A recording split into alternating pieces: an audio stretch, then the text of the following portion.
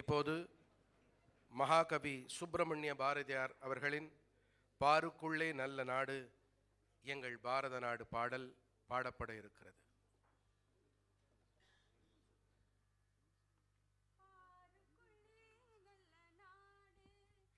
எங்கள் பாரத நாடு பாரத நாடு பாருக்குள்ளே நல்ல நாடு எங்கள் பாரத நாடு பாரத நாடு பாருக்குள்ளே நல்ல நாடு ஞானத்திலே பரமோணத்திலே உயர்மானத்திலே அன்னதானத்திலே கானத்திலே அமுதாக நிறைந்த கவிதையிலே உயர் நாடு எங்கள் பாரத நாடு. தீரத்திலே படை வீரத்திலே நெஞ்சில் ஈரத்திலே உபகாரத்திலே சாரத்திலே மிக சாத்திரம் கண்டு தருவதிலே உயர் நாடு எங்கள் பாரத நாடு. நன்மையிலே உடல் வன்மையிலே செல்வ பன்மையிலே மரத்தன்மையிலே பொன்மையில் ஒத்திடும் மாதர்த்தம் கற்பின் புகழினிலே உயர் நாடு எங்கள் பாரத நாடு. ஆக்கத்திலே தொழில் ஊக்கத்திலே புயவீக்கத்திலே உயர் நோக்கத்திலே சாரத்திலே மிக சாத்திரம் தந்து கடலினிலே உயர் நாடு எங்கள் பாரத நாடு. வன்மையிலே உளத்தின்மையிலே மனத்தன்மையிலே மதினுண்மையிலே உண்மையிலே தவறாத புலவர் உணர்வினிலே உயர் நாடு எங்கள் பாரத நாடு. பாருக்குள்ளே நல்ல நாடு எங்கள் பாரத நாடு பாரத நாடு பாருக்குள்ளே நல்ல பாருக்குள்ளே நல்ல பாருக்குள்ளே நல்ல நாடு.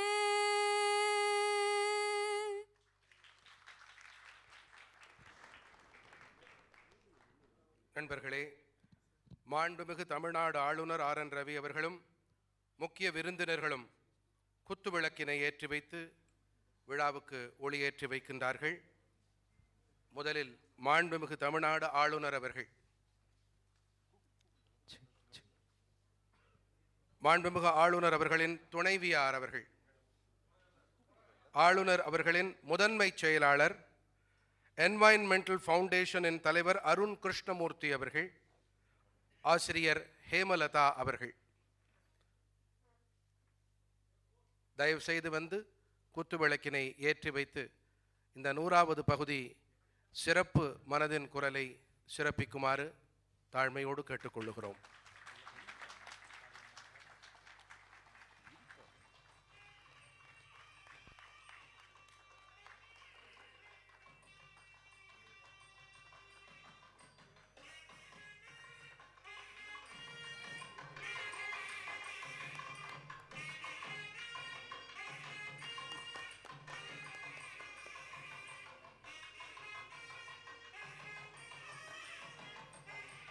இதோட சேர்த்து நினைவு பரிசையும் சொல்லிடணும் சொன்னார் இல்லையா?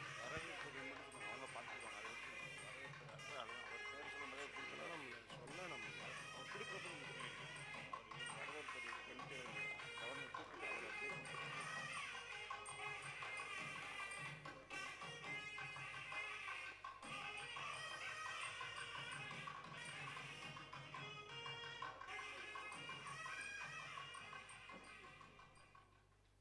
மிக்க நன்றி.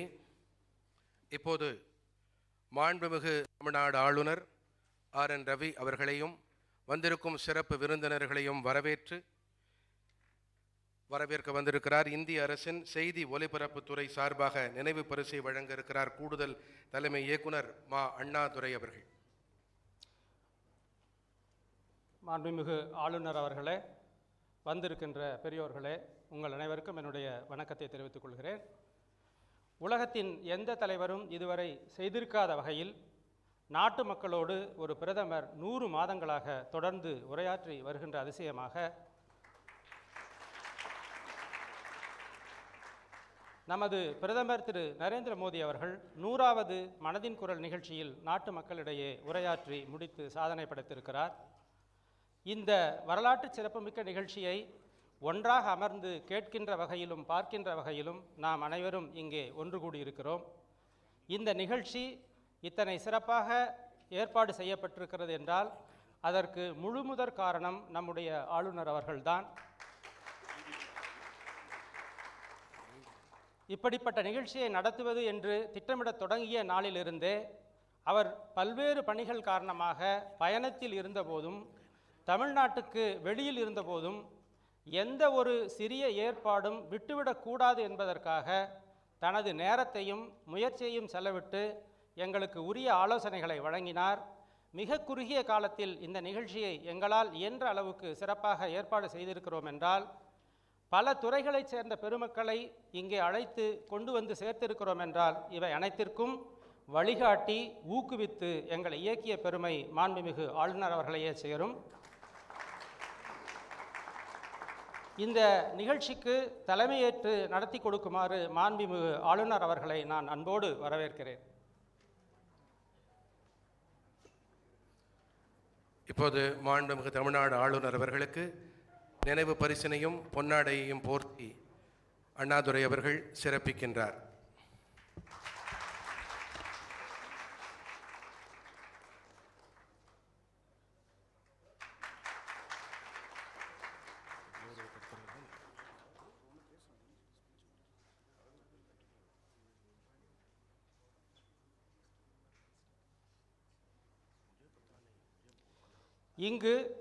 இன்று இந்த அவையில் பல்வேறு துறைகளில் மிக பெரும் சாதனைகளை படைத்த ஆன்றோர் பெருமக்கள் பலர் வந்திருக்கிறார்கள். அவர்களில் பலரது உழைப்பு அளப்பரியது என்றாலும் குடத்திலிட்ட விளக்காக இருந்து வந்தது. ஆனால் கடந்த கால மனதின் குரல் நிகழ்ச்சியில் பிரதமர் அவர்களால் குறிப்பிட்டு பேசப்பட்ட பிறகு இன்று அவர்கள் நாடெங்கும் உலகெங்கும் அறியப்பட்டவர்களாக போற்றப்படுபவர்களாக திகழ்கிறார்கள். அப்படிப்பட்ட பெருமக்கள் இங்கே முன்வரிசையில் அமர்ந்திருக்கிறார்கள். நமது நாட்டின் மிக உயரிய விருதான பத்ம விருதை பெற்ற ஆன்றோர்களும் இங்கே வந்து அமர்ந்திருக்கிறார்கள். கடினமான சூழ்நிலைகளிலும் பல தியாகங்களை செய்து நாட்டின் பாதுகாப்பு பணியில் ஈடுபட்டு உழைத்து பணி நிறைவு ஆற்றிய பெரியோர்களும் இங்கே வந்திருக்கிறார்கள். பல்துறை அறிஞர்கள், கல்வியாளர்கள், தங்களது தன்னலமற்ற தொண்டால் நாட்டு மக்களின் வாழ்க்கையில் மாற்றங்களை செய்து கொண்டிருக்கும் பெருமக்கள் இங்கே வந்திருக்கிறார்கள். உரிய ஊதியமே கிடைக்காத போதும் அயராமல் உழைத்து உலகுக்கு சோறூட்டி கொண்டிருக்கும் விவசாயிகள் வந்திருக்கிறார்கள். இசைத்துறை, திரைத்துறை பிரபலங்கள் பலரும் வந்திருக்கிறார்கள். விளையாட்டு, கலை இலக்கிய துறைகளில் சாதனை படைத்த பலர் வந்திருக்கிறார்கள். பல்வேறு அரசு துறைகளில் பணியாற்றி நிறைவு செய்த மூத்த அதிகாரிகள் வந்திருக்கிறார்கள். ஊடகம் உள்ளிட்ட பல்வேறு துறைகளில் குறிப்பிடத்தக்க சாதனை படைத்த தொழில் வர்த்தகம் சார்ந்த பெருமக்கள் வந்திருக்கிறார்கள். ஒரு அரங்கத்தில் நடைபெறும் இதை போன்றதொரு நிகழ்ச்சியை உலகத்தின் மூலை முடுக்கில் எங்கிருந்தாலும் தொலைதூரத்தில் இருக்கின்ற மக்களுக்கும் கொண்டு சேர்க்கும் வகையிலே பணியாற்றி கொண்டிருக்கின்ற ஊடக நண்பர்கள் இங்கே வந்திருக்கிறார்கள். தமிழகத்தின் முன்னணி ஆன்றோர் பெருமக்கள் அனைவரும் இங்கே கூடியிருக்கின்ற இந்த நேரத்தில் உங்கள் ஒவ்வொருவரையும் பெயர் சொல்லி பாராட்டி வரவேற்க வேண்டும் என்பதுதான் முறை என்றாலும் கூட அதற்கு உரிய கால அவகாசம் இல்லாத காரணத்தால் நான் உண்மையிலேயே வருத்தப்படுகிறேன். அதற்காக என்னை பொறுத்து கொள்ள வேண்டும் என்று கேட்டுக்கொண்டு உங்கள் அனைவரையும் நான் இருகரம் கூப்பி வரவேற்கிறேன். மத்திய அரசின் செய்தி ஒலிபரப்புத் துறையின் கீழ் செயல்பட்டு வருகின்ற சென்னை வானொலி நிலையம், பொதிகை தொலைக்காட்சி நிலையம், பத்திரிகை தகவல் அலுவலகம், மண்டல மக்கள் தொடர்பகம் உள்ளிட்ட அலுவலகங்களில் பணியாற்றும் நண்பர்களும், குறிப்பாக சற்று முன் நாம் கேட்ட பிரதமரின் குரலாகவே தமிழில் ஒழித்து கொண்டிருக்கும் குரலுக்கு சொந்தக்காரரான சுதர்சன் அவர்களும், ஆளுநர் மாளிகையில் பல்வேறு நிலைகளில் பணியாற்றிக் கொண்டிருக்கும் நண்பர்களும் இந்த நிகழ்ச்சி சிறப்பாக நடந்தேற வேண்டும் என்பதற்காக கடந்த பல நாட்களாக இரவு பகல் பாராமல் கடுமையாக உழைத்திருக்கிறார்கள். அவர்கள் அனைவரையும் பாராட்டி வரவேற்கிறேன். இந்த நிகழ்ச்சி சிறப்பாக இப்போது நடந்து கொண்டிருப்பதற்காக உழைத்து கொண்டிருக்கின்ற மதிய உணவு, மேடை அமைப்பு, அலங்காரம், உபசரிப்பு, பாதுகாப்பு உள்ளிட்ட பணிகளை மேற்கொண்டிருக்கும் இன்முகத்தோடு அவற்றை நிறைவேற்றிக் கொண்டிருக்கும் நண்பர்கள் அனைவரையும் நான் அன்போடு வரவேற்கிறேன். இந்த வரலாற்று சிறப்புமிக்க நிகழ்ச்சிக்கு வந்திருக்கும் உங்கள் அனைவரையும் வருக வருக என்று வரவேற்கிறேன். வணக்கம். மிக்க நன்றி அண்ணாதுரை அவர்களே. இப்போது மாண்புமிகு பிரதமரின் மனதின் குரலில் பிரதமர் குறிப்பிட்டிருக்கும் ஆளுமைகளை மாண்புமிகு தமிழ்நாடு ஆளுநர் RN ரவி அவர்கள் கௌரவப்படுத்துகிறார். முதலில் KC மோகன் அவர்கள்.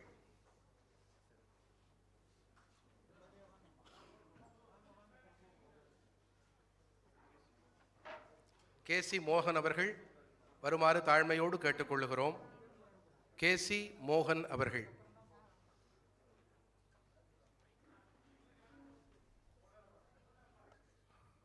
அடுத்ததாக கன்னிகா அவர்கள். கன்னிகா அவர்களை வருமாறு கேட்டுக்கொள்ளுகிறோம், முன்னே வருமாறு கேட்டுக்கொள்ளுகிறோம்.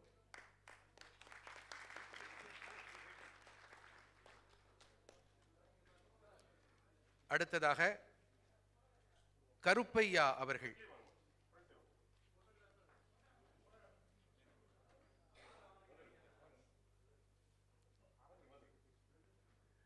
இப்போது கன்னிகா அவர்கள் கௌரவப்படுத்தப்படுகிறார்.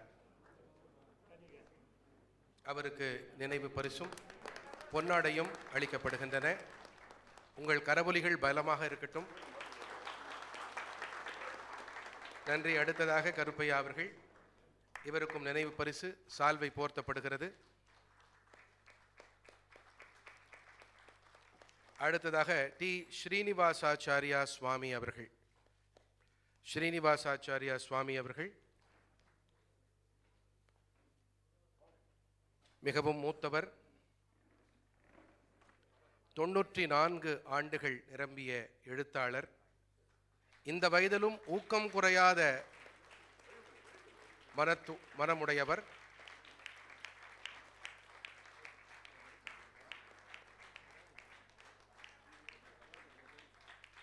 ஆளுநர் அவர்கள் அவருக்கு வணக்கம் தெரிவித்து அவருக்கு நினைவு பரிசையும் பொன்னாடையையும் போர்த்துகிறார்.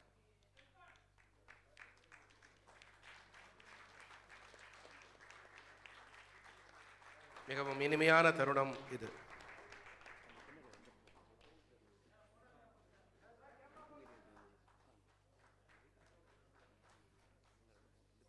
அடுத்ததாக ஹேமலதா அவர்கள். ஆசிரியை ஹேமலதா அவர்கள். இந்த 100வது மனதின் குரலிலும் இவரை பற்றி பிரதமர் அவர்கள் குறிப்பிட்டிருப்பது மிகவும் முக்கியமான ஒரு விஷயம். அடுத்தது முருகேசன் அவர்கள். விவசாயி முருகேசன் அவர்கள்.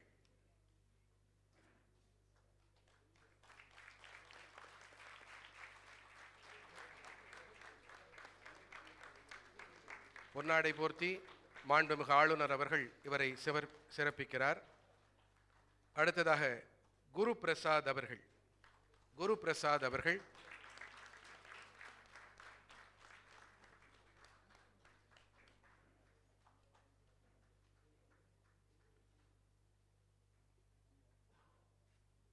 பொன்னாடை போர்த்தப்படுகிறது. அடுத்ததாக ராதிகா சாஸ்திரி அவர்கள். ராதிகா சாஸ்திரி அவர்கள்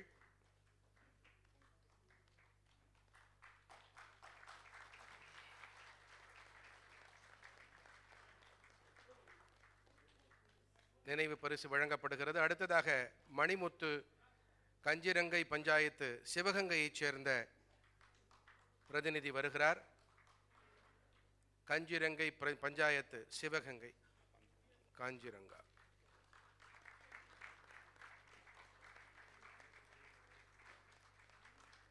திருவண்ணாமலையைச் சேர்ந்த சந்திரசேகர் குப்பன் அவர்கள். சந்திரசேகர் குப்பன் ஐயா அவர்களுக்கு நினைவு பரிசும் பொன்னாடையும் அளிக்கப்படுகின்றது.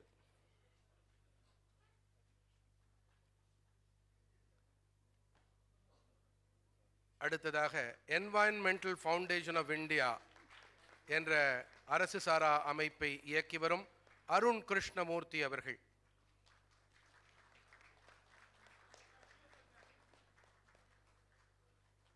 நினைவு பரிசும் பொன்னாடையும் அளிக்கப்படுகின்றது. அடுத்ததாக யு நாகமணி அவர்கள் மேண்டலின் இசை கலைஞர் யு நாகமணி அவர்கள்.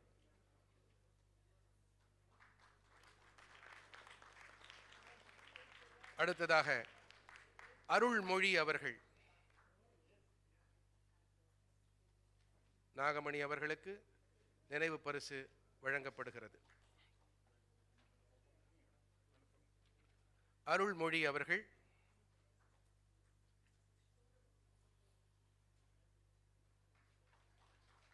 அடுத்ததாக பிரசித்தி சிங் அவர்கள்.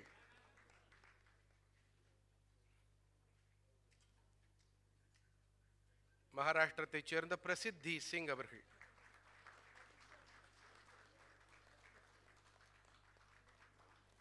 தூத்துக்குடி மாவட்டத்தைச் சேர்ந்த முடிதிருத்துவோர் பொன் மாரியப்பன் அவர்கள்.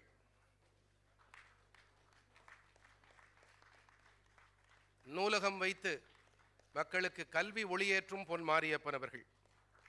புதுச்சேரியைச்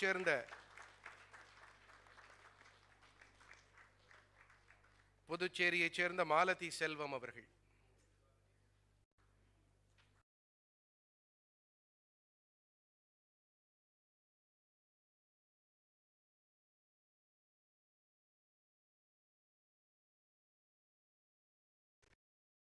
விஜய் அவர்கள் முன்னே வந்து நினைவு பரிசினையும் சால்வையையும் பெற்றுக்கொள்ளுமாறு தாழ்மையோடு கேட்டுக்கொள்கிறோம்.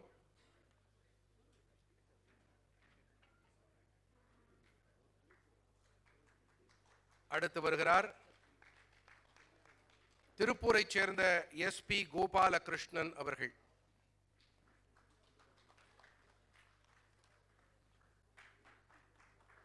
நீங்கள் அளிக்கும்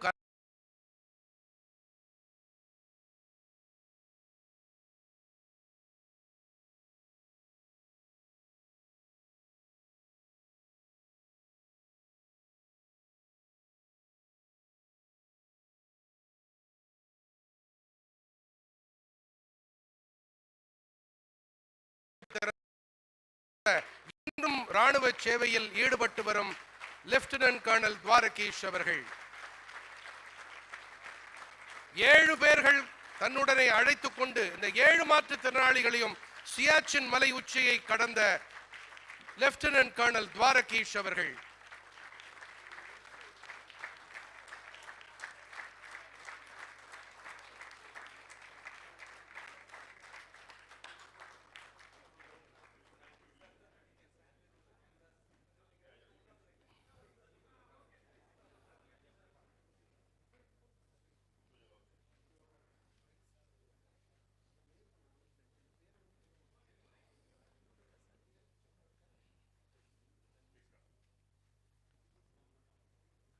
மிக்க நன்றி நண்பர்களே.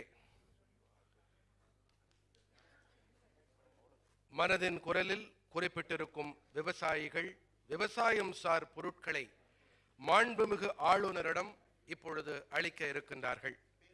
வாழை விவசாயி முருகேசன் அவர்கள், அத்திக்கடவு சுப்பிரமணியம் அவர்கள், பாரம்பரிய நெல் ரகங்களை சாகுபடி செய்யும் ராஜீவ் அவர்கள், ஆறுபாதி கல்யாணம் அவர்கள்,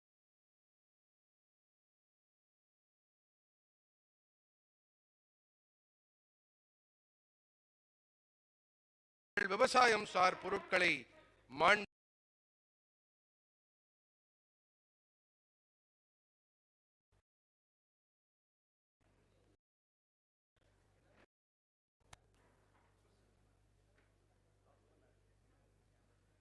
வாருங்கள் விவசாய பெருமக்களே.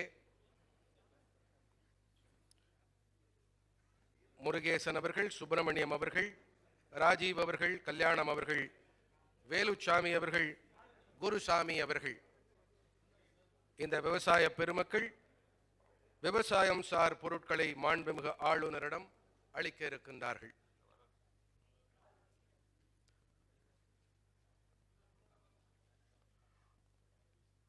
ஐந்து முகங்கள் இருக்கின்றன.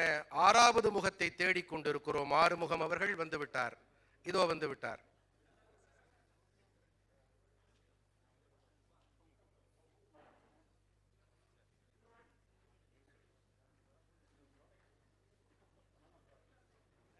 விவசாய சாகுபடி பொருட்கள் அளிக்கப்படுகின்றன.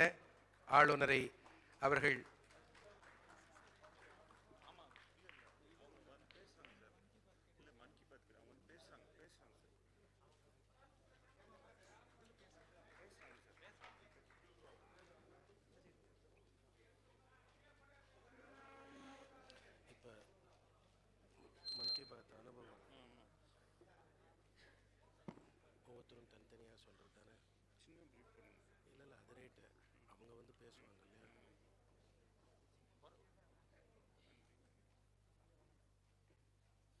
மிக்க நன்றி. விவசாய பெருமக்களே, உங்கள் அன்பு நிறைவானதாக இருந்தது. இப்போது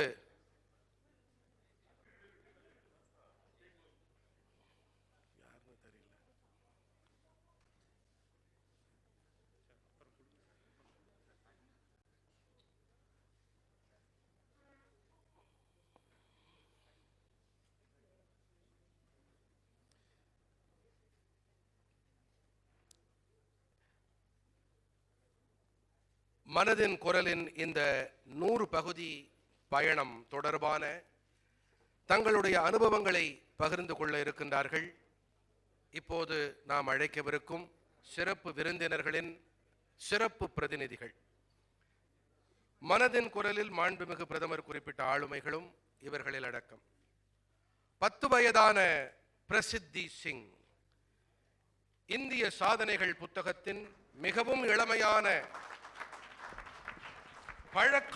பழங்கள் அடங்கிய காட்டினை உருவாக்கி சாதனை படைத்திருக்கிறார். பிரதம மந்திரியின் தேசிய பாலர்கள் விருதினை பெற்றவர். பிரதமரின் பெண் குழந்தைகளுக்கான பெண் குழந்தைகளை காப்போம், பெண் குழந்தைகளுக்கு கல்வி அளிப்போம் தேசிய இயக்கத்தின் தூதுவர் 10 வயதான பிரசித்தி சிங். மேடை உங்களுடையது. Thank you so much for that generous introduction. Greetings, namaste and vanakkam. I'm Prasiddhi Singh, founder of Prasiddhi Forest Foundation. I'm an environmentalist and social entrepreneur. I've planted 1 lakh trees.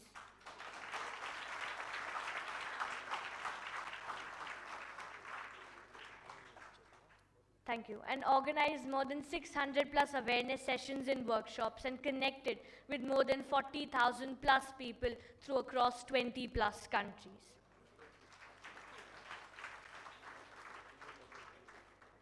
I'm Prime Minister, National Child Awardee, Brand Ambassador of Save Girl Child, Educate Girl Child Literacy Campaign, and Child Ambassador of Green Tamil Nadu Mission. From always, I have been inspired from nature, and my planting journey started when I was 4 years of age. Right now I'm 10, and it has been 6 years of me doing plantations and environmental projects. Today, I'd like to share about one of my major 2 missions. My first mission is to keep planting trees to enhance biodiversity until it becomes our culture.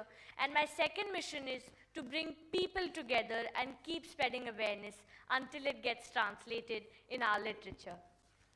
During this journey of mine, our Honorable Prime Minister, Shri Narendra Modi ji, had shared with me 3 sankalpas. The first sankalpa was regularity. To be regular in whatever project I'm doing. So for instance, if I'm doing something for the planet, I need to be regular. The second sankalpa he mentioned was to be on the promise I've made to the nation. So if I've decided I want to plant 1 lakh trees and heal our earth, I have to stand to that promise. The third one was to be humble. And even I say, if you'll be humble, you'll never stumble.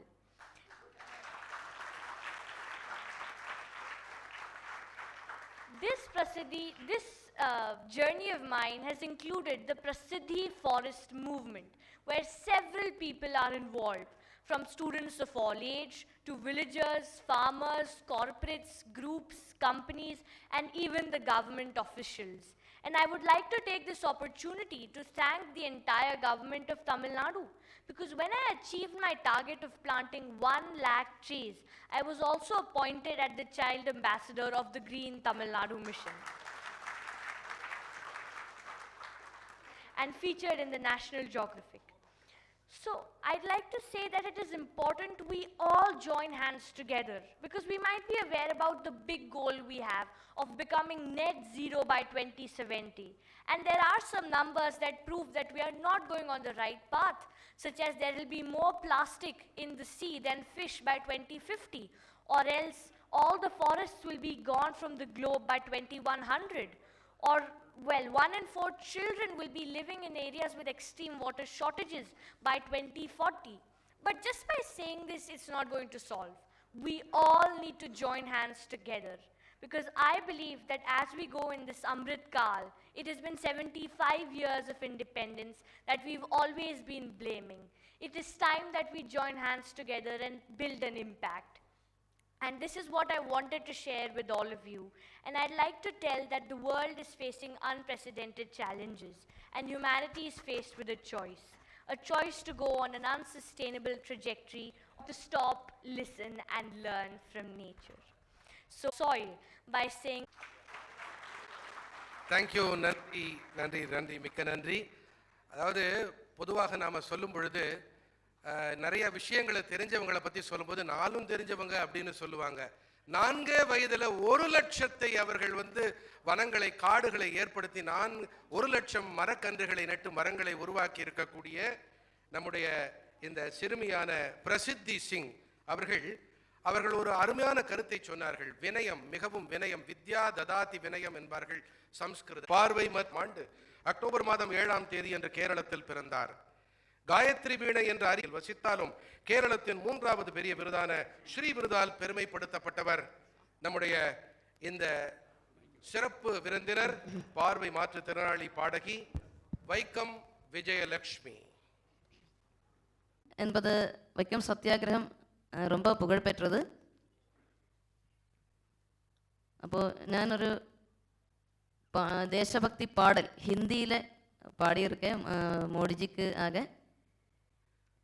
அப்போ அது அந்த அயோத்தியா ஹிருதயம் என்ற பேர். அப்போ அந்த பேர் கானம் compose பண்ணியது famous music director and lyricist Shri Alleppey Ranganath sir மலையாளத்தில் ரிட்டர்ன் பண்ணி அதுக்கப்புறம் ஹிந்தியில் டிரான்ஸ்லேட் பண்ணியது ஹிந்தி ப்ரொஃபஸர் என் சசிகுமார் சார், காணக்காரி இன் கேரளா. அப்போ மோடிஜிக்காக ஒரு பாடல் ஒரு 4 வரியாவது பாடணும்னு ஆசையாக இருக்கேன். அப்போ அது பாட போகிறேன். பாடட்டுமா?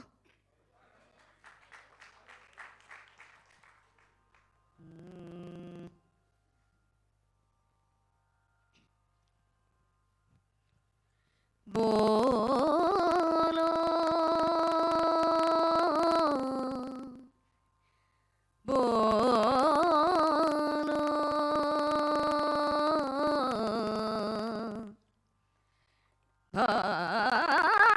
भारत माता की जय। पुण्य अयोध्या हृदय जोर शोर से गाया,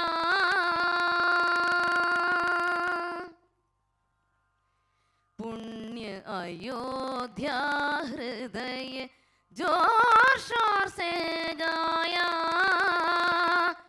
वंदे मातरम वंदे मातरम वंदे मातरम वंदे मातरम। अचल हिमालय ऊंचे ऊंचे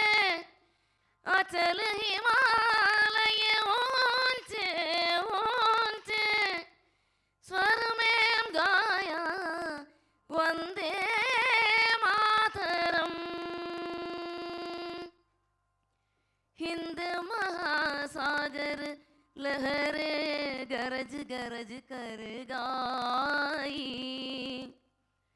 हिंद महासागर लहरे गरज गरज कर गाई, जन जन मानस इज्जत से इडलाते गाए, जन जन मानस इज्जत से इडलाते गाए,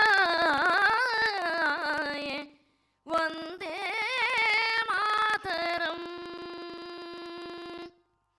वंदे मातरम, वंदे मातरम. நன்றி, வணக்கம். ஜெய் ஹிந்த். ஜெய் ஹிந்த் மோடிஜி. வடக்கே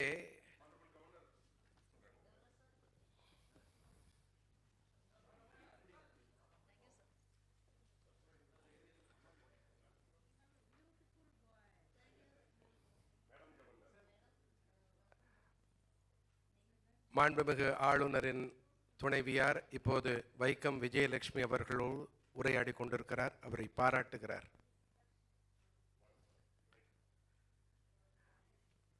வடபாரதத்திலே அண்ணல் ராமபிரானை பற்றி குறிப்பிடும் பொழுது மரியாதா புருஷோத்தம் ராம் என்பார்கள். அந்த ராமனை பற்றிய ஒரு பாடலை தேசத்தோடு கலந்து நம் மனங்களின் குரலாய் ஒலிக்க விட்ட வைக்கம் விஜயலட்சுமி அவர்களுக்கு நம்முடைய மனதின் நெஞ்சார்ந்த நன்றிகள், வணக்கங்கள். அவர்களுக்கு உங்கள் கரவொலிகள் உரித்தாகட்டும். நன்றி. அடுத்ததாக மனதின் குரலில் பிரதமர் குறிப்பிட்டு கௌரவப்படுத்திய விவசாயி PM முருகேசன் அவர்கள். மதுரையைச் சேர்ந்த முருகேசன் அவர்கள் வாழை நார் கழிவுகளை கயிறுகளாகவும் பிற பயனுள்ள பொருட்களாகவும் மாற்றும் வழியை கண்டுபிடித்தவர். இதற்கான கருவி ஒன்றை கண்டுபிடித்தமைக்காக இந்திய காப்புரிமை பத்திரிகையில் குறிப்பிடப்பட்டிருக்கிறார். இவரது முயல்வுகளை அங்கீகரிக்கும் வகையில் மனதின் குரலில் இவர் மாண்புமிகு பிரதமரால் குறிப்பிடப்பட்டிருக்கிறார். முருகேசன் ஐயா அவர்கள். எல்லோருக்கும் நன்றி. இந்த 100வது நாளுடைய மங்கி பாஸ் நிகழ்ச்சியில் நான் 24வது மங்கி பாஸில் பாரத பிரதமர் ஐயா என்ன வந்து பாராட்டுறாங்க. எப்படி பாராட்டுறாங்கன்னா, எங்கள் வானொலி நிலையத்தில் பாராட்டும் போது எங்கள் கிராம மக்களே ஒரே தான் குவிட்டோம். குவிஞ்சி எங்கள் ஊரில் சின்ன கிராமம், ஒரு சொடத்தில் சின்ன கிராமத்தில் நாங்கள் வசிக்கிறோம். அங்கே குவிஞ்சி அவங்க என்னை பாராட்டுறதை பார்த்துட்டு எங்கள் கிராம மக்களே ஒரு பாரத பிரதமர், இந்தியாவுடைய பிரதமரே ஒரு சின்ன குக்கிராமத்தில் நடந்துக்கிட்டு இருக்க ஒரு சின்ன விஷயத்தை பற்றி தெரிஞ்சு நம்மளுக்கு பாராட்டுறாங்கன்னா, அப்போ இப்படி ஒரு பிரதமர் நம்ம நாட்டுக்கு அவசியம் தேவை என்றதையும் கருத்தில் கொண்டு அவருடைய பணி வந்து இந்தியாவோட நகரத்தை மட்டும் பார்க்காம கிராமத்தையும் பார்க்குறாருன்னு சொல்லி நான் உரைய ஆரம்பிக்கிறேன். நான் ஒரு விவசாய குடும்பத்தில் பிறந்தவன். எங்கள் விவசாயத்தில் நஷ்டம் வந்துக்கிட்டு இருக்கு. அதனால் எங்கள் விவசாய கழிவு வாழை நிலத்தில் போட்டு நெருப்பு வச்சுக்கிட்டே இருந்தாங்க. எல்லா விவசாயம் நெருப்பு வைக்கிறாங்க, குளத்துல அள்ளி போட்டுக்கிட்டு இருந்தாங்க. இது நான் இந்தியாவிலே 2010 இதுலேருந்து நம்ம ஏதாவது ஒரு ப்ராடக்ட் பண்ணணும்னு சொல்லி அதுலேருந்து ரோப் மாதிரி திரிக்கிறதுக்கு ஒரு மிஷின் நானே கண்டுபிடிச்சேன். அந்த ரோப் திரிக்கிற மிஷின் கண்டுபிடிச்சி அதுலேருந்து ஒரு பேக்கு, மேட்டு இதெல்லாம் பண்ணணும். கிராமத்தை என்ன கேலிக்கிட்டுலாம் பண்ணாங்க. ஒரு சாதாரண வாழை நார் வேஸ்ட்டாக கீழே இருக்கிறத போய் சுற்றிக்கிட்டு ஆள் வச்சு வேலை பண்ணிக்கிட்டு இருக்கான்னுவாங்க. நான் ஒரு சின்ன கிராமத்தில் என்ன மாட்டு கூட்டத்திலே ஆரம்பித்தேன். மாடு பகலில் மேய போயிடும். அந்த மாட்டு கூட்டத்தில் சின்ன சின்ன வயசானவங்களை வச்சு இதை ஆரம்பித்தேன். அப்போ நிறையா எனக்கு எதிர்ப்பு இருந்துச்சு. இருந்தாலும் நான் மீறி இதை பண்ணி வந்து இன்றைக்கி வந்து நான் 400 பெண்களுக்கு வேலை வாய்ப்பு கொடுத்துருக்கோம். ஒரு 5 கண்ட்ரிக்கு ஏற்றுமதி ஆகிட்டு இருக்கு. இந்த 400 பேருக்குமே மினிஸ்டர் ஆஃப் டெக்ஸ்டைல், மத்திய அரசினுடைய நலத்திட்டமான மினிஸ்டர் ஆஃப் டெக்ஸ்டைல் ஹேண்டிகிராஃப்ட் ஆஃபீஸில் ஆர்டிசன் கார்டு வாங்கி கொடுத்து இந்த 400 பெண்கள், கிராம பெண்களுக்கும் அவங்களுக்குள்ளே அந்த மத்திய அரசினுடைய சலுகைகளை வாங்கி கொடுத்துட்ருக்கோம். அவங்களுக்கு கொடுக்க சலுகை அந்த ஹேண்டிகிராஃப்ட் கைவினை கலைஞருக்கான அடையாள அட்டை வாங்கி கொடுத்து பண்ணிக்கிட்டு இருக்கோம். இப்போ கிட்டத்தட்ட ஒரு 5-6 கண்ட்ரி போய்கிட்டு இருக்கு. இப்போ இந்த ப்ராடக்ட் கண்டுபிடிச்சதுனால எங்கள் வாழை விவசாயிகளுக்கும் ஒரு கழிவிலிருந்து ஒரு 5000 ரூபா எக்ஸ்ட்ரா கிடைக்குது. எங்கள் பகுதியில் இருக்க மக்கள், கிராம மக்களுக்கு நிரந்தர வேலை வாய்ப்பு கிடைச்சிருக்கு. எங்கள் கிராமத்தில் வந்து 3 மாதம்தான் விவசாய வேலை இருக்கும். பாய்க்கு நாள் பூராமே அவங்க டவுனை தேடி வேலைக்கு போவாங்க. குழந்தை குட்டி எல்லாத்தையும் வீட்டில் விட்டுட்டு போவாங்க. அது குழந்தைகள்லாம் சாப்பாடு இல்லாமல் மத்தியானத்தில் அழுதுட்டு இருக்கும். அப்படி சூழ்நிலை இல்லை கிராமத்தில். இப்போ நான் அங்கேயே கம்பெனி ஆரம்பித்து அங்கேயே வேலை கொடுத்ததுனால எல்லா மக்களுமே, எல்லா தரப்பு மக்களுமே ஹாப்பியாக வந்து வேலை பார்த்துக்கிறாங்க, குழந்தைய பார்த்துக்கிறாங்க, ஸ்கூலுக்கு அனுப்பிக்கிறாங்க. 5 மணிக்கு மேலே வீட்டில் போய் சமையல் போயிடுறாங்க. நிரந்தர வேலை வாய்ப்பு கிடைக்கிது அவங்களுக்கு கிடைச்சதுனால. இப்போ இந்த பொருள் கண்டுபிடிச்சதுனால அவங்களுக்கும் ஒரு நிரந்தர வேலை வாய்ப்பு கிடைச்சிச்சு. இது ஒரு எக்ஸ்போர்ட் பொருளாக இருக்குது. அதனால் நாட்டுக்கும் சிஎஸ்டி அண்ட் அந்நிய செலாவணி கிடைக்கிது. எனக்கும் திருப்தியான வருமானம் இருக்குது. இதுக்காக நான் ஒரு 5 மாடல் மிஷின் நானே கண்டுபிடிச்சி இதுக்கான பேட்டன் ரைட்டும் பெற்றிருக்கேன். இதுக்காக எனக்கு இப்போ president award, forward scientist award கிடச்சிச்சு.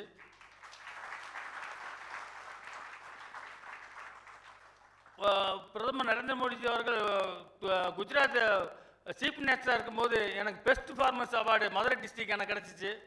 அதையும் நான் அவர் கையில் அவர் முதலமைச்சராக இருக்க எனக்கு அவார்டு கிடச்சிச்சு. இப்போ அந்த மாதிரி சூழ்நிலையில் அவருக்கு பாராட்டின பின்னாடி, மன் கி பாத்தில் என்னை பாராட்டின பின்னாடி நிறைய நாட்டிலேருந்து தொடர்பு கிடைக்கிது, நிறைய மக்கள் கிடைக்கிறாங்க. எனக்கு நிறைய இப்போ அதிகமான வியாபாரம் நடந்துக்கிட்டு இருக்குது, தொழில். இது போக நான் இந்தியாவில் ஒரு 8 மாநிலத்துக்கு நானே ட்ரைனிங் கொடுத்துருக்கேன். அஸ்ஸாம், பீகார், ஆந்திர பிரதேசம், கோதாவரி டிஸ்ட்ரிக்டில், கேரளா போன ஊரில் என்னுடைய மிஷினும் கொண்டு போய் கொடுத்து அவங்களுக்கு 10 நாள் இருந்த அந்த மக்களுக்கு ட்ரைனிங் கொடுத்து அவங்களுக்கு அந்த அங்குள்ள கழிவுகளை வேலைவாய்ப்பு ஏற்படுத்தி கொடுத்து அந்த மக்களுக்கும் நான் வாழ்வாதாரம் கொடுத்துருக்கேன். இது வரைக்கும் ஒரு 1000 பேருக்கு நான் ட்ரைனிங் கொடுத்து வேலைவாய்ப்பு ஏற்படுத்தி கொடுத்துருக்கேன். இதனால் இந்த ஒரு அருமையான ஒரு நிகழ்ச்சிக்கு ஐயா கவர்னர் ஐயா என்னை கூப்பிட்டது ரொம்ப பெருமையாக இருக்குது. இந்த பெருமையாக இருந்த மத்தியிலேன்னு எனக்கு ஒரு விருதும் கொடுத்துட்டாங்க. இப்போ எனக்கு இன்னமும் ஊக்கமாக பாடுபடுவேன். இன்னமும் இது போல் அடுத்த கழிவிலிருந்து இன்னமும் ப்ராடக்ட் தயார் பண்ணி இன்னும் மக்களுக்கு சேவை செய்யணும். நாட்டுக்கும் என்னால் ஒரு நல்ல பேர் வரணும், மக்களுக்கும் வேலை வாய்ப்பு கிடைக்கணும். அதனால் இன்னும் கழிவு பொருளிலிருந்து நான் அடுத்த ஒரு ப்ராடக்ட் தயார் பண்ணுறதுக்கும் ரெடி ஆகிக்கிட்டு இருக்கேன். நன்றி, வாழ்த்துக்கள். மனதின் குரலின் பல தனித்தன்மைகள், சிறப்புகளில் இது மிக முக்கியமான ஒரு சிறப்பு.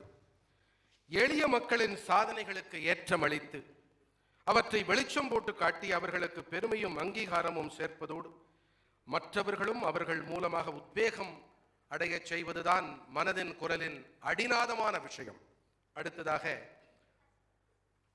மனதின் குரலில் பிரதமர் குறிப்பிட்டு பெருமைப்படுத்திய தமிழ்நாட்டைச் சேர்ந்த லெப்டினன்ட் கர்னல் துவாரகீஷ் அவர்கள் 7 மாற்றுத்திறனாளி சாகச வீரர்களோடு மேஜர் லெப்டினன்ட் கர்னல் துவாரகீஷ் அவர்கள் சியாச்சின் பனிப்பாறையில் ஏறி உலக சாதனை படைத்தார். இந்த 8 இந்தியர்களும் மாற்றுத்திறனாளிகள் அதிகம் கொண்ட குழு என்ற வகையில் 15,632 அடிகள் கொண்ட உலகின் மிக உயரமான போர்க்களத்துக்கு 2021ஆம் ஆண்டு செப்டம்பர் மாதம் 11ஆம் தேதி என்று ஏறி சென்று உலக சாதனை படைத்திருக்கின்றார்கள். உங்கள் கரவொலிகள் வேண்டுகிறேன். இதன் பெயர் ஆபரேஷன் ப்ளூ ஃப்ரீடம். 100% மாற்றுத்திறன் படைத்தவர் என்ற நிலையிலும் கூட இந்திய ராணுவத்தில் பணியில் நீடித்திருக்க அனுமதிக்கப்பட்டிருப்பவர் லெப்டினன்ட் கர்னல் துவாரகீஷ் அவர்கள். ராணுவ பணியில் ஆரம்ப கட்டத்திலேயே இவர் தனது 2 கண்களிலும் பார்வை இழப்பை சந்திக்க வேண்டியிருந்தது. இவரது மந்திர சொற்கள், நான் ஒரு படை வீரன், எப்போதுமே நான் ஒரு போர் வீரனாகவே இருப்பேன், தோல்வி என்ற ஒன்றை உங்கள் மனது ஏற்றுக்கொள்ளாத வரையில் தோல்வி என்பதே கிடையாது. இதுதான் இவரது மந்திர சொற்கள். லெப்டினன்ட் கர்னல் துவாரகீஷ் அவர்கள், மேடை உங்களுடையது. Honorable Governor of Tamil Nadu, First Lady, senior officials, dignitaries, achievers, and my dear friends, good afternoon to all of you. Honored to be here. I would like to start by stating the difference between equity and equality. What is equality? Let's say we have some apples lying here, and everybody in this arena is allowed to take 1 apple each. And somewhere a sensible guy sees that there's a person with the goggles on who cannot see. He picks up this apple and makes it accessible to the person who cannot see. So this is equity. In September 2021, there was a Siachen expedition which was flagged off by our Honorable Social Justice Minister from Delhi. The aim was to take persons with disability to the world's highest battlefield. It is at 16,000 feet. It's called the Siachen Glacier. It's so different. I mean, the glacier is not just a mountain or it's not just snow. It's much beyond. Even trained soldiers find it hard to survive there. It requires a lot of training and physical endurance. It's snow-filled desert, to simply put. There's no vegetation. You can't find insects. It's hard to breathe, minus 30 degrees Celsius. And every 5 steps that you take, you want to gasp for air, and you have to keep drinking water, and the food that you eat is very, very different. It's very difficult to survive. And Army had the courage to say, we'll give this opportunity. The Social Justice Ministry had the willingness to say, let's empower these people. So we completed this expedition, gaga, everybody happy, but suddenly things started changing. The way people look at us changed. When I say us, the entire persons with disability community. Those people who said, we cannot let you into a gymnasium because you could get hurt. Those people who said, how can I teach you swimming? Because you can't see, I don't know how to teach you. Everybody started welcoming us. In fact, Army Paralympic Node, which is in Pune, gave me an opportunity to undergo training for swimming. 18 months later, I participated in 2 national competitions. I have 4 national medals in swimming by my name. I hold the national record for breaststroke today. What's the difference? Siachen was always there. People like us who wanted to work hard, who wanted to prove our mettle were always there. Rights for persons with disability was always there. And people willing to work hard were always there. But what we lacked was the opportunity, the spotlight, the limelight, which was given by the system.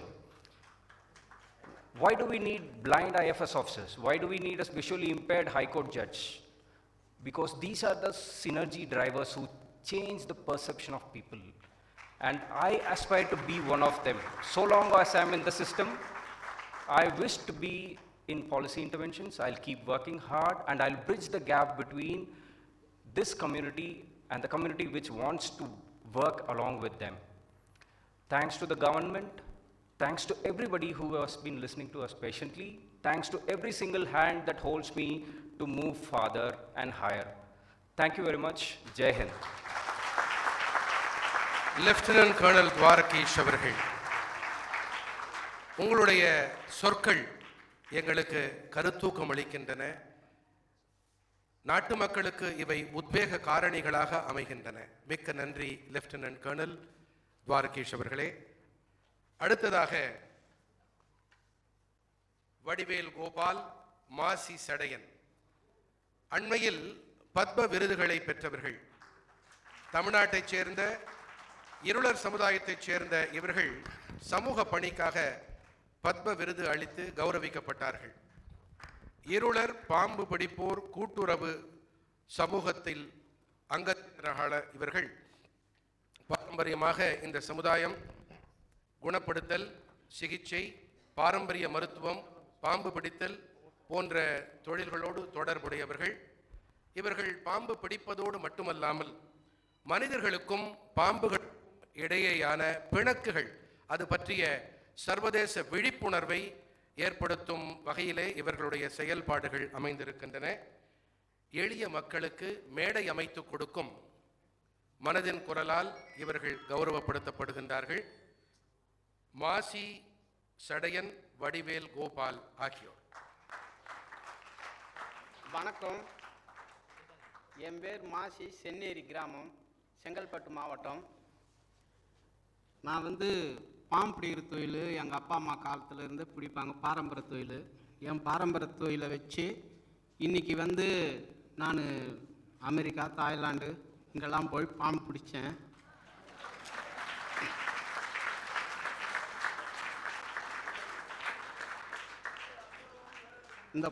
இந்த பாம்போட வகையெல்லாம் விஷம் உள்ள பாம்பு, அதிகமான விஷம் உள்ள பாம்புலாம் இருக்குது. கண்ணாடி வீரியன், கட்டு வீரியன், நெல்லை பாம்பு, சுருட்டை பாம்பு, அத்தனை வகை இருக்குது நம்ம தமிழ்நாட்டிலையும்.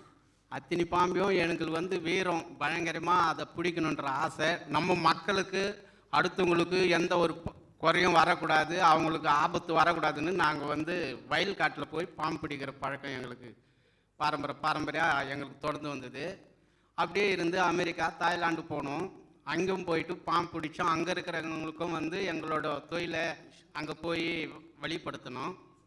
அங்கே எல்லாமே வந்து மலை பாம்பு, பெரிய பாம்பு 31 பாம்பு பிடிச்சோம். அந்த 31 பாம்பு பிடிச்சி நாங்கள் அதுக்கப்புறம் தமிழ்நாட்டுக்கு வந்தோம்.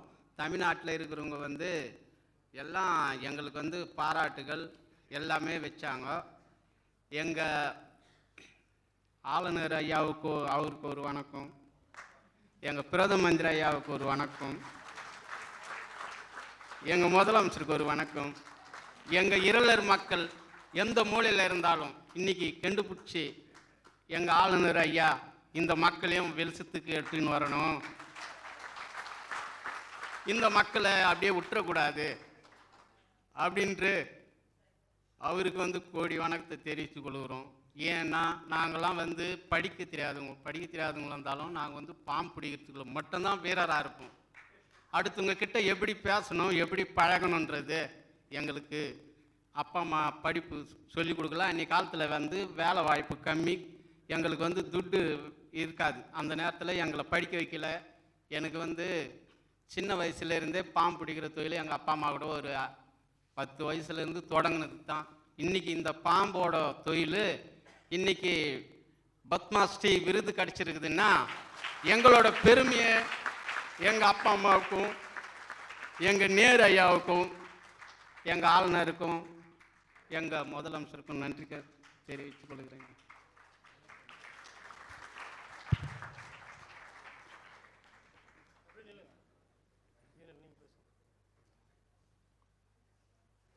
வந்திருக்கிற அனைவருக்கும் வணக்கம். என் பேர் வடிவேல், செங்கல்பட்டு மாவட்டம் சென்னேரி கிராமம் எல்லர் பகுதியிலேருந்து நான் பேசுகிறேன்.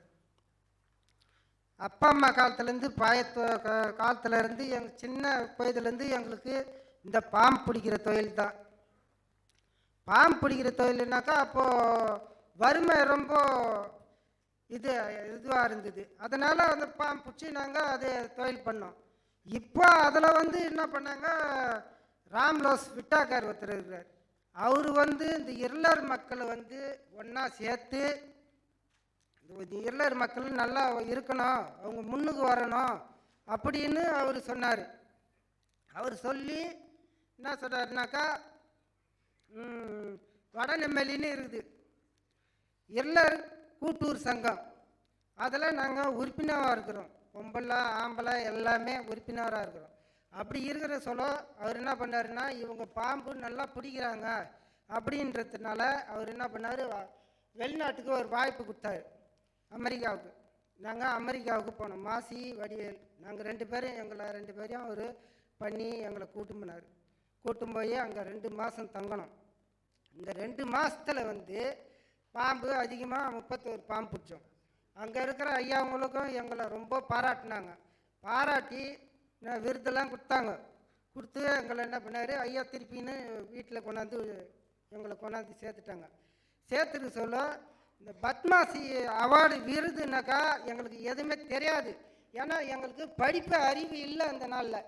அந்த நாள்லேருந்து சின்ன வயதுலேருந்து எங்களுக்கு கடாபரை பிடிச்சி தான் தொழில், அந்த பாம்பு பிடிக்கிற தொழில் மட்டும்தான் எங்களுக்கு. ஆனால் படிப்புன்றது அந்த மூளைக்கு எங்களுக்கு எட்டலை. அப்படின்றதுனால நாங்கள் போல் நாட்டில் போயிட்டு நாங்கள் பார்த்துக்கின்னு வந்தோம். பார்த்துன்னு வர சொல்ல என்ன பண்ணார், இப்போ பத்மாசி அவார்டு உங்களுக்கு அறிவிச்சிக்கிறாங்க. நாங்கள் பாம்பு பிடிக்கிற தொழிலுக்கு தான் போயிருந்தோம், கம்பெனிக்கு போயிருந்தோம், கரூருக்கு போயிருந்தோம். அங்கே போயிரு சொல்ல எங்களுக்கு இந்த அவார்டு கிடச்சிது. இது பண்ணாங்க, அறிவிச்சாங்க. எப்படின்னாக்கா உங்களுக்கு பத்மாசி அவார்டு கொடுத்துருக்குறாங்க அப்படின்னாங்க. நாங்கள் அமெரிக்கா போக சொல்ல அது போய் எவ்வளோ நாள் ஆகுதுனாக்கா ஒரு 2017 போனோம். போய் கூட மறந்துட்டோம், நாங்கள் அந்த அமெரிக்கா போனதே மறந்துட்டோம். இப்போ அந்த அவார்டு கிடச்சதுனால எங்களுக்கு ரொம்ப பெருமையாக இருக்குது. ஐயா நம்ம ஆளுநர் ஐயாவுக்கும், நம்ம கவர்னர் ஐயாவுக்கும், நம்ம குடியரசு அம்மாவுக்கும், நம்ம முதலமைச்சருக்கும் நான் நன்றியை தெரிவித்துக் கொள்கிறேன்.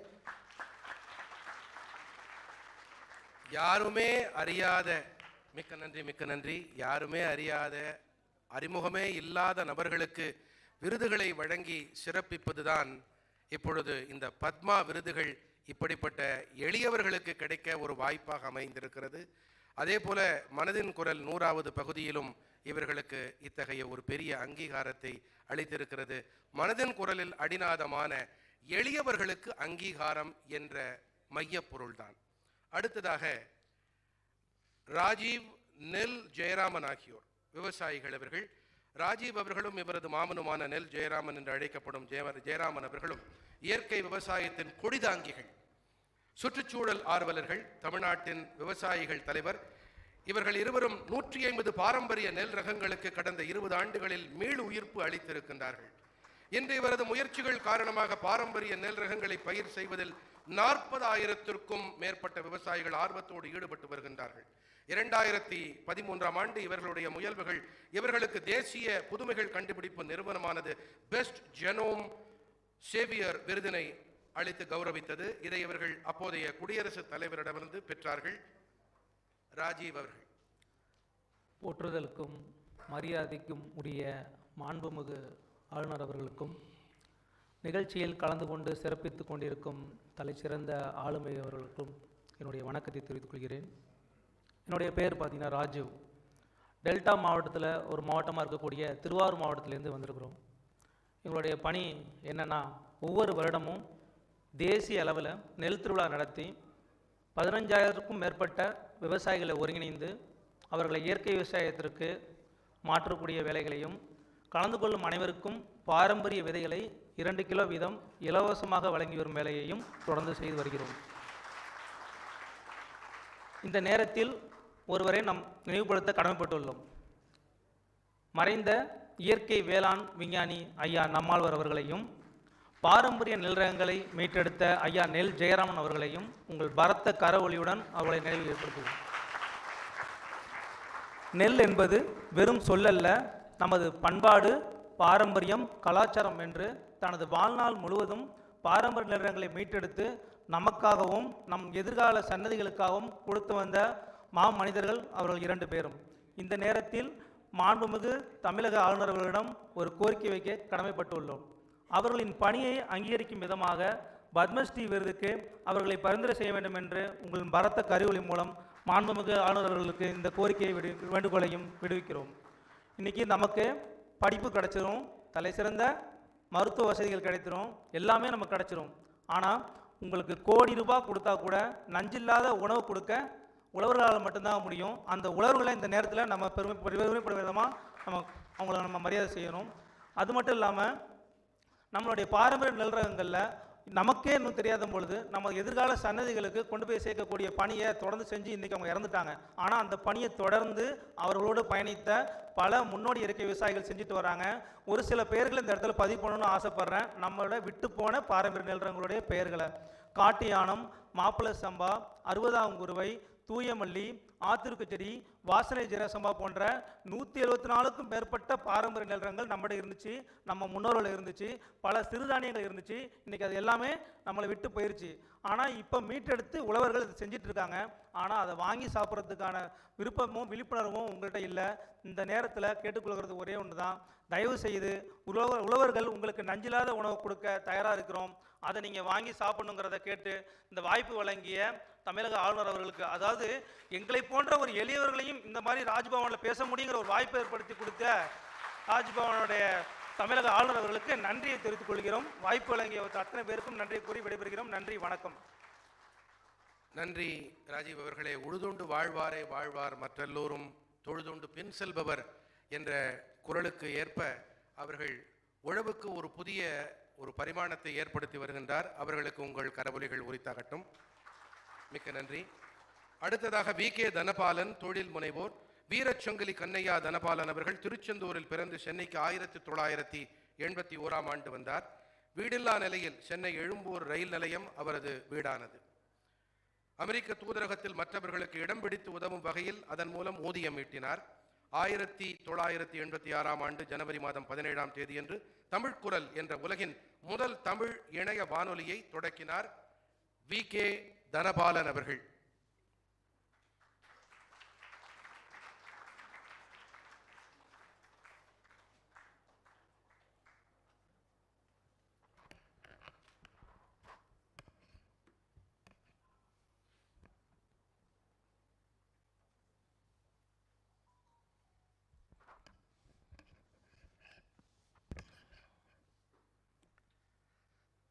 என் பெருமதிப்புக்குரிய மேதகு ஆளுநர் அவர்களே, என் முன்னால் அமர்ந்திருக்கும் இன்றைய நேரலை நிகழ்ச்சியின் மனதின் குரல் நிகழ்வில் கலந்து கொண்ட ஜீவன் மிக்க உயிர் கொடுத்த மாமனிதர்கள் இங்கே அமர்ந்திருக்கிறார்கள். பின்னால் பார்க்கிறேன் தமிழகத்தின் ஆளுமைகள், பத்திரிகையாளர்கள், கல்வியாளர்கள் எல்லோரும் அமர்ந்திருக்கிறார்கள். எல்லோருக்கும் என் மனமார்ந்த நன்றிகள். இந்த வாய்ப்பு தந்த உங்களுக்கும் என் நன்றிகள். இங்கே என்னை அழைத்த போது கேட்டேன், என்ன விஷயம், எதுக்குன்னு.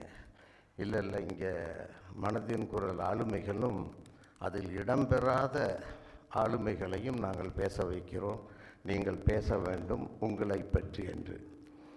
நல்ல வாய்ப்பு தான், நானும் ஏற்றுக்கொண்டேன்.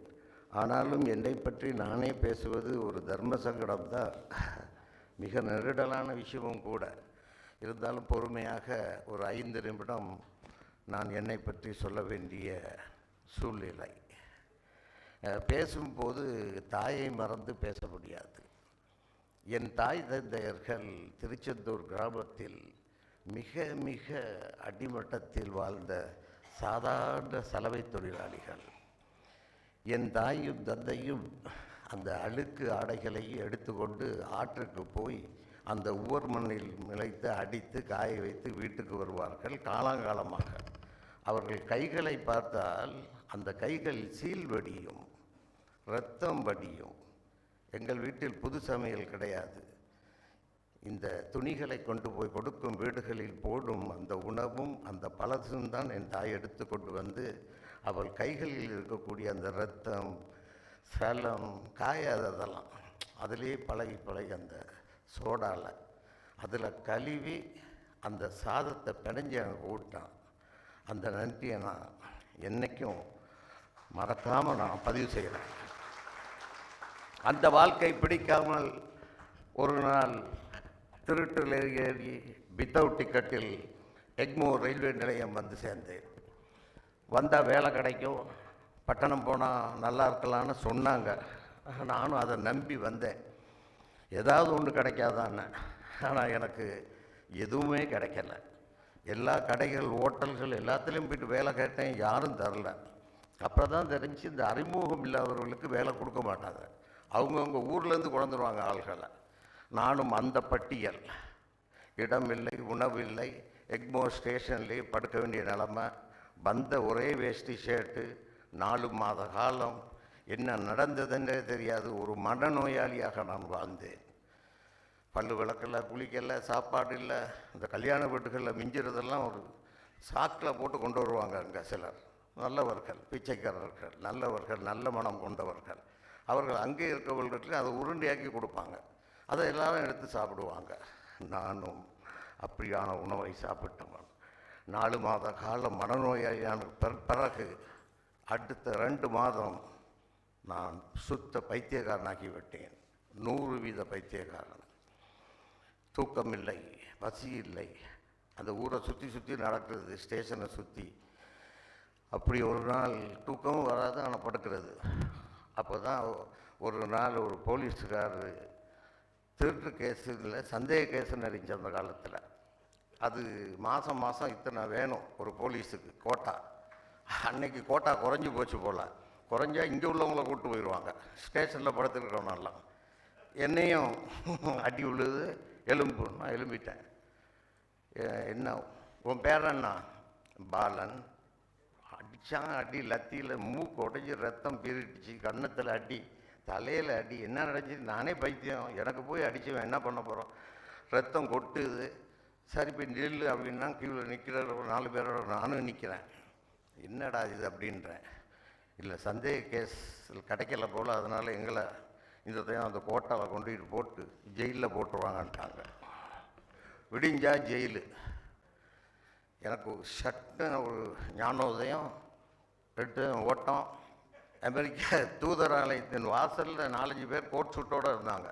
எல்லாம் கோட் சூட்டை படித்தவங்க. ஆனால் விசாக்கு கீழே பிளாட்பாரத்தில் தான் படுத்துருக்கணும். அப்போ நல்லா இருக்குன்னு நாங்கள் பட்டுக்கிட்டேன். காலையில் ஒருத்தர் எழுப்பி தம்பி இடத்த தாயான்னாரு. சரின்ட்டேன். 2 ரூபா கொடுத்தாரு. அந்த 2 ரூபா தான் என்னுடைய முதல் வருமானம்.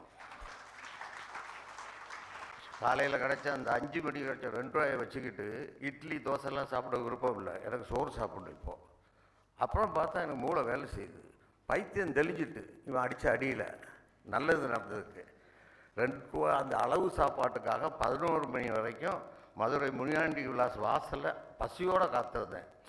அந்த 2 ரூபா சாப்பாடை சாப்பிடணுன்னா அந்த 2 ரூபாயிலிருந்து ஆரம்பித்த பிறகு என் வாழ்க்கை அதையே தொழிலாக கொண்டது. வானத்தில் பறக்கும் அத்தனை விமான டிக்கெட்டுகளுக்கும் நான் ஸ்டாக்கிஸ்டாக இருக்கிறேன். 90,000 வங்கிகளில் உலகெங்கும் பணம் கொடுத்தால் என் நிறுவனத்தில் 7 நிமிடத்தில் எத்தனை கோடியாக இருந்தாலும் பெற்றுக்கொள்ளலாம். அந்த வசதி எங்கள் நிறுவனத்தில் இருக்கிறது. கான்சுலேட் ஜெனரலுக்கு நீங்கள் பயோமெட்ரிக் கைரேகையெல்லாம் வைக்க போக தேவையில்லை.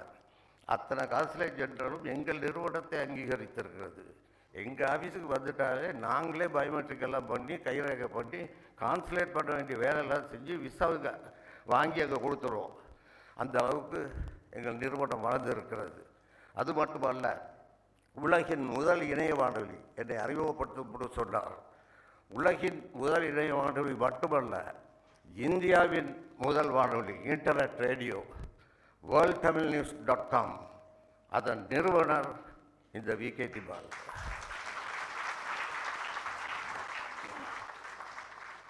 அதற்கு பிறகுதான் இங்கே ஹிந்தியும் அல்ல இங்கிலீஷும் இல்லை, முதல் இணைய வானொலி தமிழ் தான் worldtamilnews.com. அதற்கு பிறகுதான் மற்ற மொழிகள் இணைய வானொலிகள் வந்தது.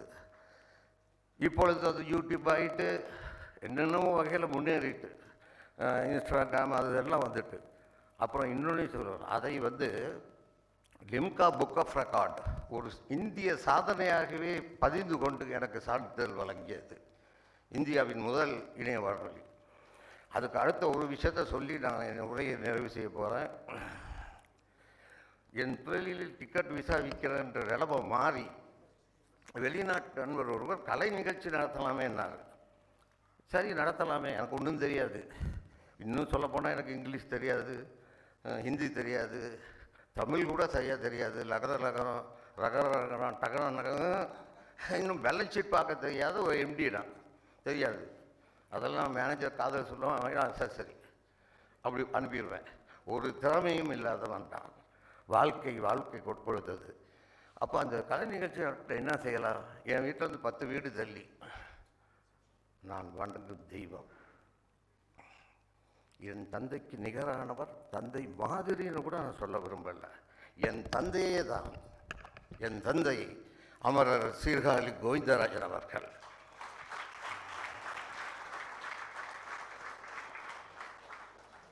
முப்பது வருஷத்துக்கு முதல் என்ன தம்பி, இல்லை ஐயா கொஞ்சம் கச்சேரி நடத்தோம், நீங்கள் எவ்வளோ வேணும்? எங்கே? London, America, German, Swiss. சரி எவ்வளோ? நீ தாத்தா தம்பி, உனைய பார்த்தாலே பாவமாக இருக்குது, நெல் உட்காரு.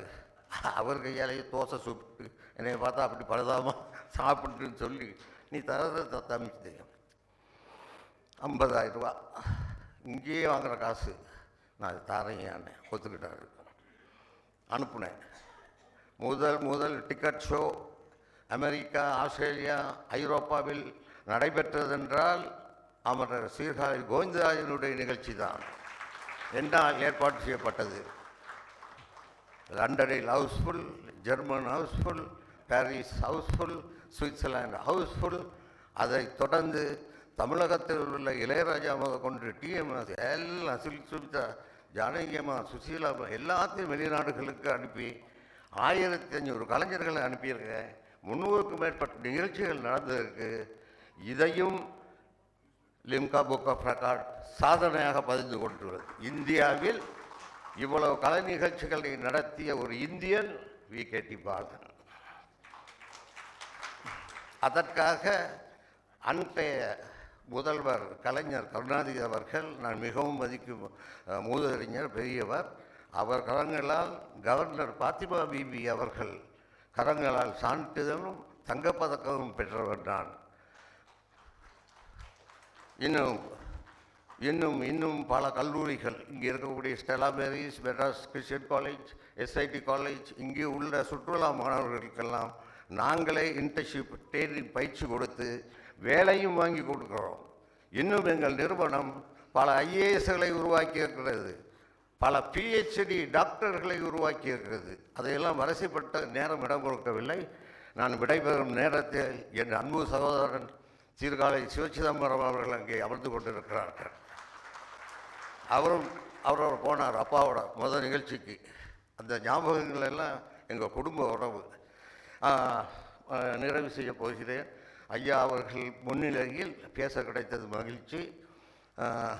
வித்தவுட் டிக்கெட்டில் ஊர்லேருந்து வந்தேன்னு ஒரு வருத்தமான செய்தியை பதிந்து விட்டு நான் செல்கிறேன். இன்றைக்கும் நான் வித்தவுட் டிக்கெட் தான். ஆனால் அன்றைக்கு ட்ரெயினில் இன்றைக்கி வானத்தை பறக்கிற அத்தனை ஃப்ளைட்லேயும் எனக்கு ஃப்ரீ டிக்கெட், வித்தவுட் டிக்கெட். நன்றி, வணக்கம். நன்றி வி.கே. தனபாலன் ஐயா அவர்களே. பிரதமர் அவர்களிடம் ஒரு சிறப்பம்சம் உண்டு. பல சிறப்பம்சங்களில் ஒன்று சங்கடங்களை சந்தர்ப்பங்களாக மாற்றுவது, பிறகு அதை சாதனைகளாக பரிமளிக்க செய்வது. அப்படிப்பட்ட ஒரு ஆளுமையாக இன்று வி.கே. தனபாலன் ஐயா அவர்கள் இருக்கிறார். மிக உருக்கமான சொற்கள் உங்களுடையவை.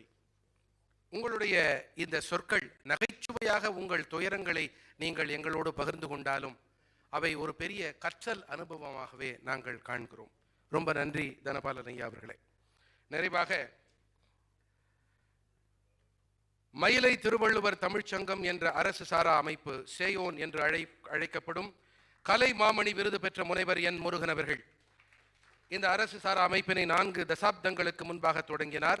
வள்ளுவரின் நெறிப்படி மனித ஆதாரங்களை தேசத்தை கட்டமைக்க தேவையான மனித மூலதனமாக மாற்றும் கோட்பாடுகளை அடியொற்றி இந்த அமைப்பினை தொடங்கியிருக்கிறார். இவர் அறிவியலும் கலையும் இரு கண்கள் என்று கருதும் சேயோன் அவர்கள் ஒரு உபரி தகவல். இவர் சென்னை வானொலியின் முன்னாள் உதவி இயக்குநராக இருந்து பணி ஓய்வு பெற்றிருக்கிறார். சேயோன் அவர்களே.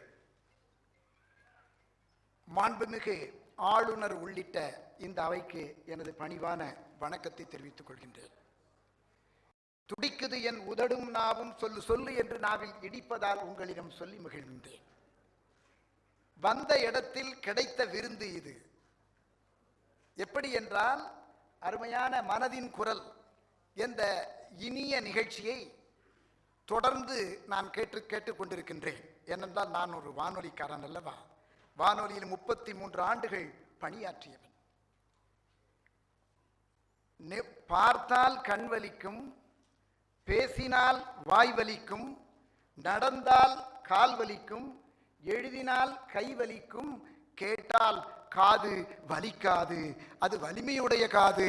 ஆகையினால் வானொலி கேளுங்கள், வளமாய் வாழுங்கள் என்று நாளும் வானொலியில் உச்சரித்தவன் இந்த சேயோன், முருகன் என்கிற இயற்படைய சேயோன். நாங்கள் பல நிகழ்ச்சிகளை வழங்கி இருக்கிறோம். ஆனால் மாண்பமை பிரதமர் அவர்கள் மனதின் குரலை தொடங்கியவுடன் தமிழ்நாடு மட்டுமல்ல, இந்தியாவில் உள்ள அனைத்து மாநில அன்பர்களும் கேட்டிருக்கின்றார்கள். கோடிக்கணக்கான நேயர்கள் இதை கேட்டுக்கொண்டிருக்கிறார்கள். அதனுடைய வெற்றி திருநாள் இன்றைய 100வது பெருநாள். அதற்காக நான் நிச்சயமாக நான் பணியாற்றிய அந்த வானொலிக்கும் அதை அருமையாக செய்து கொண்டிருக்கின்ற என்னுடைய அருமை இளவல் திருமிகு சுதர்சன் அவர்கள், அவருடைய குரல் ரொம்ப அற்புதமான குரல். அதுவும் அந்த எப்படி மோடி அவர்கள் பேசுவார்களோ அதே துவனியில். இந்த வானொலி நடிப்புக்கும் ஒரு முடியாது. அவர் நல்ல நடிகரும் கூட நான் அறிவேன். வானொலியில் ட்ராமா ஆர்டிஸ்ட். அவர் ப்ரோக்ராம் எக்ஸிக்யூட்டிவ் ஏஎஸ்டியாக இருந்தால் கூட, ஆனால் நல்ல வாய்ஸ். நான் சொல்லுவேன், நீங்கள் மோடியாவே ஆகிட்டீங்க அப்படின்னு. நீங்கள் கேட்டிருக்கலாம் தொடக்கத்திலேருந்து. அந்த உரையாடல் கூட மிக அருமையாக இருக்கும். என்னென்றால் வானொலியில் நானும் பல நிகழ்ச்சிகளை செய்தவன். ஒவ்வொரு நாளும் உங்களை நாடும் வண்ண களஞ்சியமே, உன்னதமான செய்தியை சொல்லும் எண்ண களஞ்சியமே, நகரினில் இன்று நடந்ததை எல்லாம் நினைத்து பார்க்கின்றோம், கருத்தில் நின்ற காட்சிகள் தம்மை விரும்பி கேட்கின்றோம், விருந்தினராக வருபவர் தம்மை அன்பாய் அழைக்கின்றோம், வேண்டியவெல்லாம் உங்களுக்காக தொகுத்தே தருகின்றோம், தொகுத்தே தருகின்றோம். இப்படித்தானே இந்த நிகழ்ச்சியை தொகுத்து தந்து கொண்டிருக்கிறீர்கள். அன்று நான் பாடிய நிகழ்ச்சி இன்றைய நிகழ்ச்சிக்கும் பொருந்துகிறது அல்லவா? அதுதான் வானொலி. ஏன் சொல்லுகிறால், வானொலியின் நோக்கம் என்ன என்பதை அனைவரும் அறிதல். எனக்கு ரொம்ப மகிழ்ச்சி இன்றைக்கு. ஏனென்றால் ஒரு வானொலியில் 33 ஆண்டுகள் பணியாற்றியவன், ஒரு நிகழ்ச்சி, தொடர் நிகழ்ச்சி, ஆளுநர் மாளிகையில் இத்தனை ஆளுமைகள் முன்னிலையில் நடக்கிறது என்றால் இதுதான் முதல் நிகழ்ச்சி. அனைவரும் ஓங்கி கரவொலி எழுப்ப வேண்டிய நிகழ்ச்சி. அந்த அற்புதமான வாய்ப்பை கொடுத்திருக்கிறவர் மாநில நமது ஆளுநர் அவர்கள். எனக்கு இரட்டிப்பு மகிழ்ச்சி என்னவென்றால், செப்டம்பர் மாதம் 22ஆம் தேதி மேனாள் ஆளுநர் MM ராஜேந்திரன் ஐயா, அதுவும் தமிழ்நாடு அரசின் மேனாள் தலைமைச் செயலாளர் மற்றும் ஒரிசா மாநிலத்தின் மேனாள் ஆளுநர் MM ராஜேந்திரன் அவர்களுடைய மனம் நிறைந்த மக்கள் சேவை, அன்இன்டரப்டட் சர்வீஸ் என்ற நூலை இதே அரங்கில் வெளியிடுவதற்கு அனுமதி அளித்து, அது மட்டுமல்ல, அந்த நிகழ்ச்சியை சீரோடும் சிறப்போடும் பேரோடும் புகழோடும் நடத்தி கொடுத்த பெருமை மாண்புமிகு ஆளுநர் அவர்களுக்கு உண்டு. அதை மயிலை திருவள்ளுவர் தமிழ்ச்சங்கத்தின் சார்பாக அதை பதிவு செய்கிறேன். அன்பர்களே, அதே போன்றுதான் இன்றைக்கு நான் என் பணியை தொடங்கிய வானொலியின் மனதின் குரல், அருமையான தலைப்பு. உங்களுக்கெல்லாம் நினைவிருக்கும், வளரும் தமிழகம். தமிழ்நாட்டில் நிறைய நிகழ்ச்சி பண்ணியிருக்கோம், வளரும் தமிழ்நாடு நிகழ்ச்சி பண்ணியிருக்கோம். ஆனால் பாரதத்தில் உள்ள அனைத்து மாநில மக்களும் அனைத்து மொழிகளிலும் இந்த மனதின் குரல் நிகழ்ச்சி சென்று சேர்ந்திருக்கிறது என்றால் அதை வடிவமைத்த பெருமை வானொலிக்கு உண்டு. அந்த நல் வாய்ப்பினை வழங்கிய பெருமை மாண்புமிகு நமது பாரத பிரதமர் அவர்களுக்கு உண்டு என்று சொல்வேன். வானொலியின் நோக்கமே பகுஜன ஹிதாய பகுஜன சுகாய. அப்படின்னா பொருள் என்ன? பகுஜன, இந்த வானொலியில் அப்படிதான் எழுதியிருக்கேன், எங்க சிம்பல்ல பார்த்தீங்கன்னா பகுஜன ஹிதாய பகுஜன சுகாய. அப்படின்னா மக்களின் மன மகிழ்ச்சிக்கும் பயன்பாட்டிற்கும் உரியது வானொலி. இதை நன்கு உணர்ந்து பாரத பிரதமர் அவர்கள் I should reach the people, அனைத்து ஊடகங்களிலும், அனைத்து மின்னணு ஊடகங்களிலும், electronic media, radio is the cheapest electronic medium which reaches any remote corner very quickly than any other medium reaches. உலகத்தை உலகத்தாருக்கு கொண்டு செல்லும் உன்னத ஊடகங்களில் மணிமுடியாக திகழ்வது வானொலி. நாட்டில் உள்ள மூலை முடுக்கெல்லாம் செல்வது வானொலி. அதனால்தான் பாரத பிரதமர் அவர்கள் மனதின் குரல் என்ற அருமையான தலைப்பு. இது ஒவ்வொரு மனசும் தன்னை நினைத்து பார்க்கும், தன்னுடைய செயலை எண்ணி பார்க்கும். அந்த வெளிப்பாடுதான் இந்த மனதின் குரலினுடைய மனிதர்களாக முன்வரிசையில் அமர்ந்து ஆளுநர்களுடைய பரிசுகளை பெற்று, அது எப்படி பெற்றிருக்கிறது பாருங்க. பத்மஸ்ரீ விருது வாங்கின இருளர் அன்பர்கள் இங்கே வந்தார்கள்.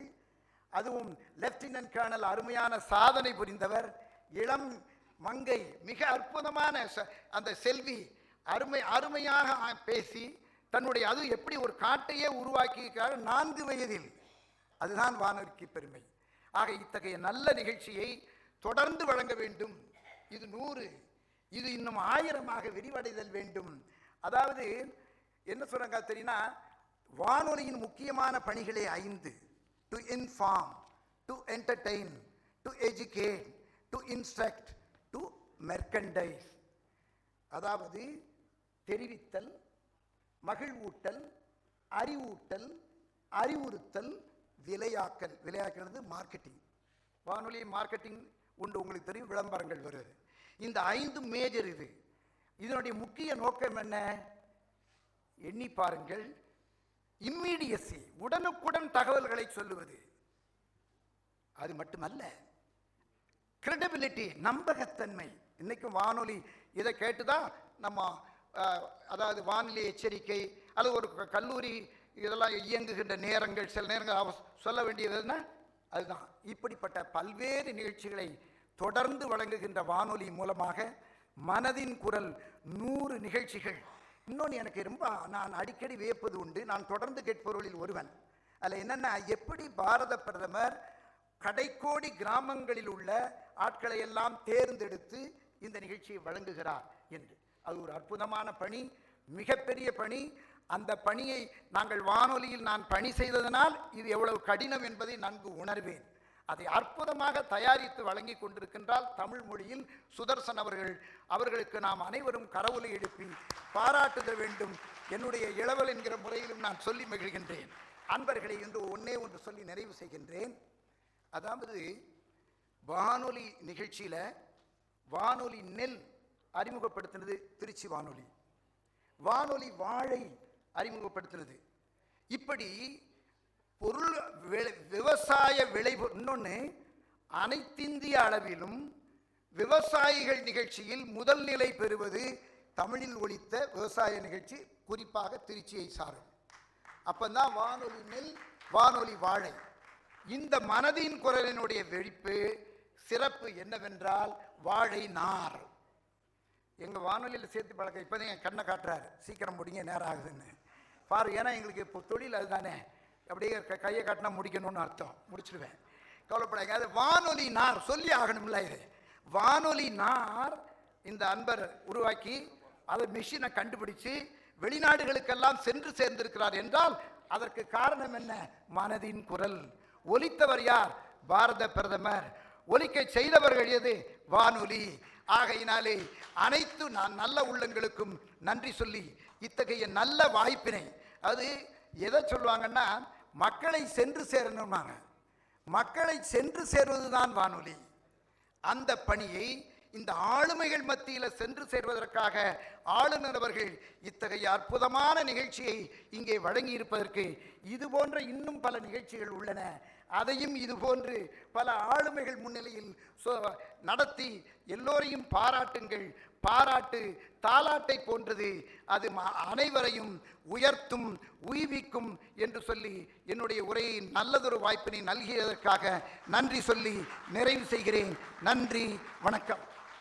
நன்றி செய்யோன் அவர்களே. வானொலி என்பது ஏழைகளின் சாதனம், எளியோரின் சாதனம், நாட்டின் மூலை முடுக்கெங்கும் பரவி இருக்கும் சாதனம், குறிப்பாக அடித்தட்டு மக்களை சென்றடைய பேருதவியாக இருக்கும் சாதனம் என்பதை அறிந்துணர்ந்துதான் மாண்புமிகு பாரத பிரதமர் நரேந்திர மோடி ஐயா அவர்கள் இதனை தேர்ந்தெடுத்தார்கள். அதனை ஒலித்த சேயோன் அவர்களுக்கு நெஞ்சார்ந்த மனமார்ந்த நன்றிகள். அடுத்ததாக 100வது மனதின் குரல் பதிப்புகளிலும் இடம்பெற்றிருக்கும் ஆளுமைகள் அடங்கிய சிறப்பு டிஜிட்டல் இதழை இப்பொழுது மாண்புமிகு தமிழ்நாடு ஆளுநர் வெளியிட்டு சிறப்பிக்கின்றார். இதை திரையில் காண்போமா நண்பர்களே?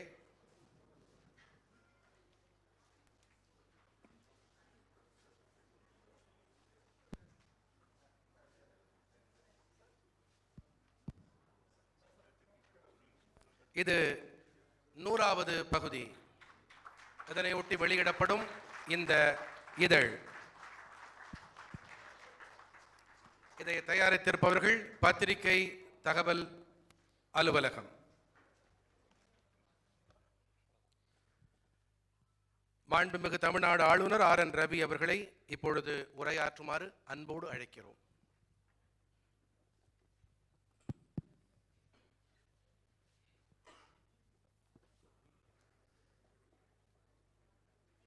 இங்கே கூட்டியிருக்கும் அனைத்து மதிப்பிற்குரியவர்களுக்கும் வணக்கம்.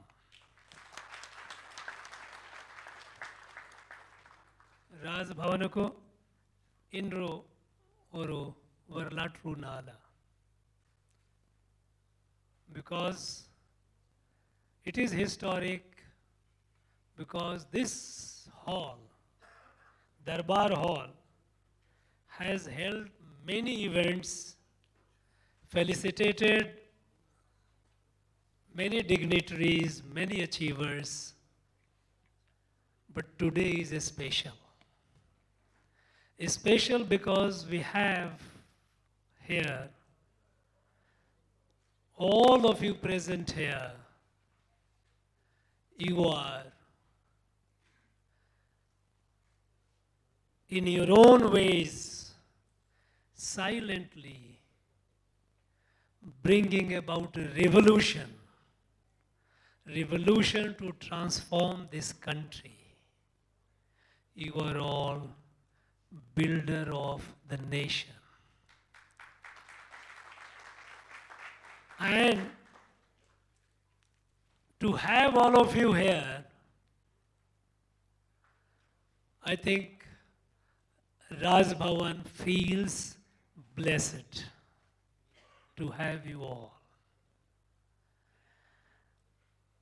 It is 100th episode today of Prime Minister Maan Ki Baat.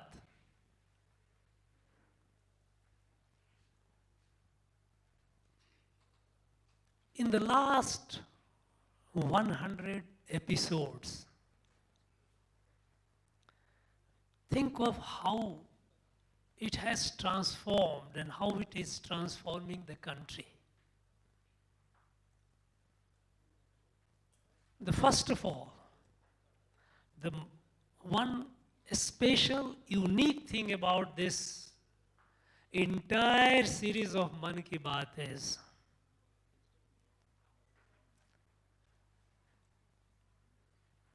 nowhere ever any politics was in it.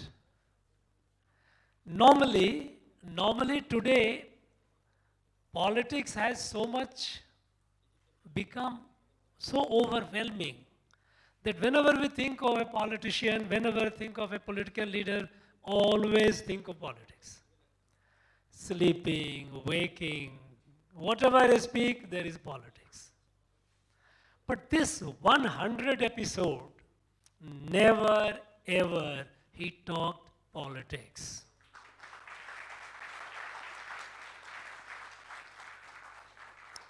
What did he do? He connected with the people and started talking about common people,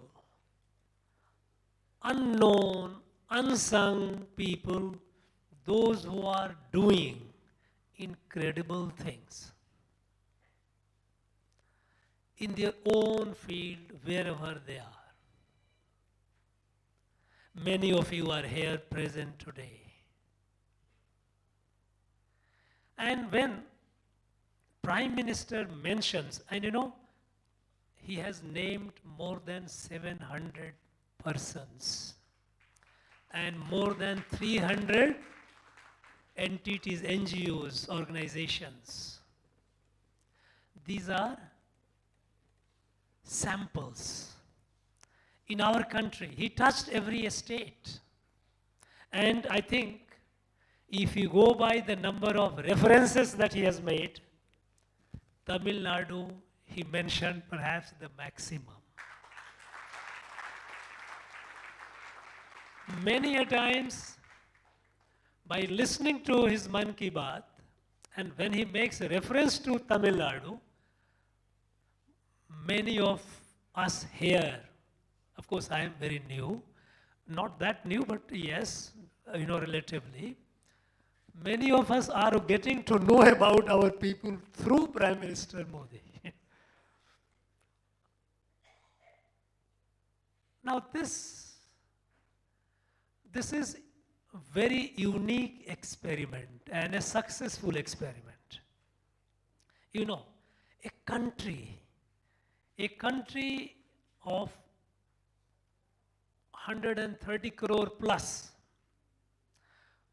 as the prediction goes that by this year we will be the country with the largest population in the world, we will overtake China. Now such a country, it cannot grow, it cannot be built by the government or government alone. Government has limited capacity. In fact, before the idea of modern state came, Samaj, the society, used to look after itself. Kings had very limited role to play. It was the society, the people who looked after themselves. Unfortunately, with the coming of modern state, we all developed a tendency to look up to government for everything. In the process, the strength of the society, the strength of the people started forgetting. And a dependency syndrome developed. dependency. Government is not doing this, government is not doing that, government must do that. Now, any government, whichever party, howsoever well-meaning, government has huge limitation. The country can be built if the people of the country, they wake up. They, imagine the strength, the potential we have amidst us. So many of you, and some of you came and shared your experience. Take the case of this little girl, Prasiddhi. Now, she's hardly 10 years. Imagine, 1 lakh trees. Now, 1 lakh is not a small number.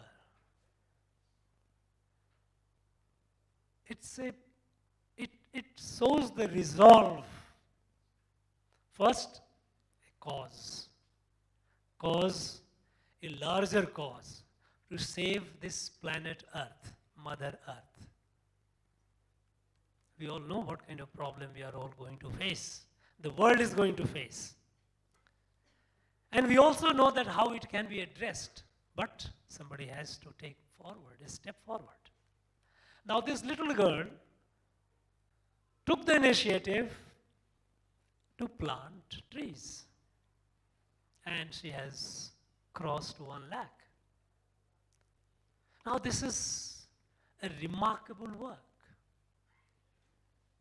Now take the case of Vaikom Vijayalakshmi. Visually impaired, normally she would have been considered as a liability. What pity, object of pity? No, she challenged.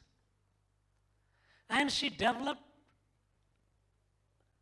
excellence in handling rare instruments, rare musical instruments. And she proved to the world that this challenge, the disability, cannot defeat me. And it is a great inspiration to all. That yes, she has done it, we can also do it. Take the case of Colonel Dwarkesh. Climbs Siachen. I don't know how many of you have. I'm sure many of you would not have been there. I had the good fortune to be there in the course of my duty. At that height you have to experience, you have to be there and experience to know what it means. Taking one step is an effort. One step, because oxygen is so less that you and I sitting here, we can't imagine. With the best of athletes and best of it, once you go to that height, you feel what it is. And Colonel Dwarkesh climbing that has left a message to all. And what he said, getting opportunity, and all such people, those who are challenged, physically challenged, they are not a liability, they are assets to our society. All that we need is we appreciate and we say encourage. We found Mr. Murugeshan talking about his experience. Coming from, imagine, banana waste. Something occurred to this gentleman that no, I will do something out of it. And he started making products, rope and so many things. Not only that, he made machines how to make it. Now, think of the person, his idea, and his resolve to do things nobody thought of. This is a great inspiration. Thank you very much. We have Rajiv sitting here, please, with his uncle, Nel Jayaraman. He has preserved hundreds of native rice varieties. We know we have in our urge to have a greater, higher productivity, more and more new varieties of paddy have been created for get larger yields. That is necessary. But we should also realize that these new varieties, we do not know how they can sustain, how long they can sustain if some pest or something strikes. These mutated new varieties, their durability, their longevity is not certain. But the native varieties have tested the time. For hundreds and hundreds of years they have been here. And when it comes to rice, I don't know how many of us are aware that this land here in Tamil Nadu, now we call Tamil Nadu, until 200 years ago, these are records, the British records of 1820, 1830, our rice production, native rice production, was what is today difficult for us to achieve. Even the most advanced country in rice production, Japan, has not reached about 7 metric ton per hectare. Now 7 metric ton per hectare rice production was through native varieties. This is what we were doing during the period of colonization because of various policies, land policies of the colonials and all that, we suffered. But this gentleman, preserving the native varieties, is doing a great service, not only to us, but to the entire humanity. We listen to Mr. Thiru Dhanavadan. Imagine what a story. What a story. This gentleman comes from Tiruchendur, sleeps at the railway station platform. I don't know how many of you have the experience of sleeping at the railway platform. I must tell you that not out of compulsion. He slept out of compulsion. But out of my job compulsion, I have slept on railway platforms so many days. In my younger days. And one knows what it feels like. And then he told you, he shared his experience how for people going for visa to American consulate, he would go stand, earn money. And today, look at him. Internet radio, Tamil radio, the first of its kind in the world, he created. Now this is again the power of will, resolve. Yes, I can do it. He had no resource, no means. Today people crib, I don't have. How can I do it? From zero he started. He suffered what all he told you the tales, stories. But it's a story of success. We heard Mr. Thirumurugan talking this Thiruvalluvar Tamil Sangam. Sangama we start saying. Tirunalvar Tamil Sangam.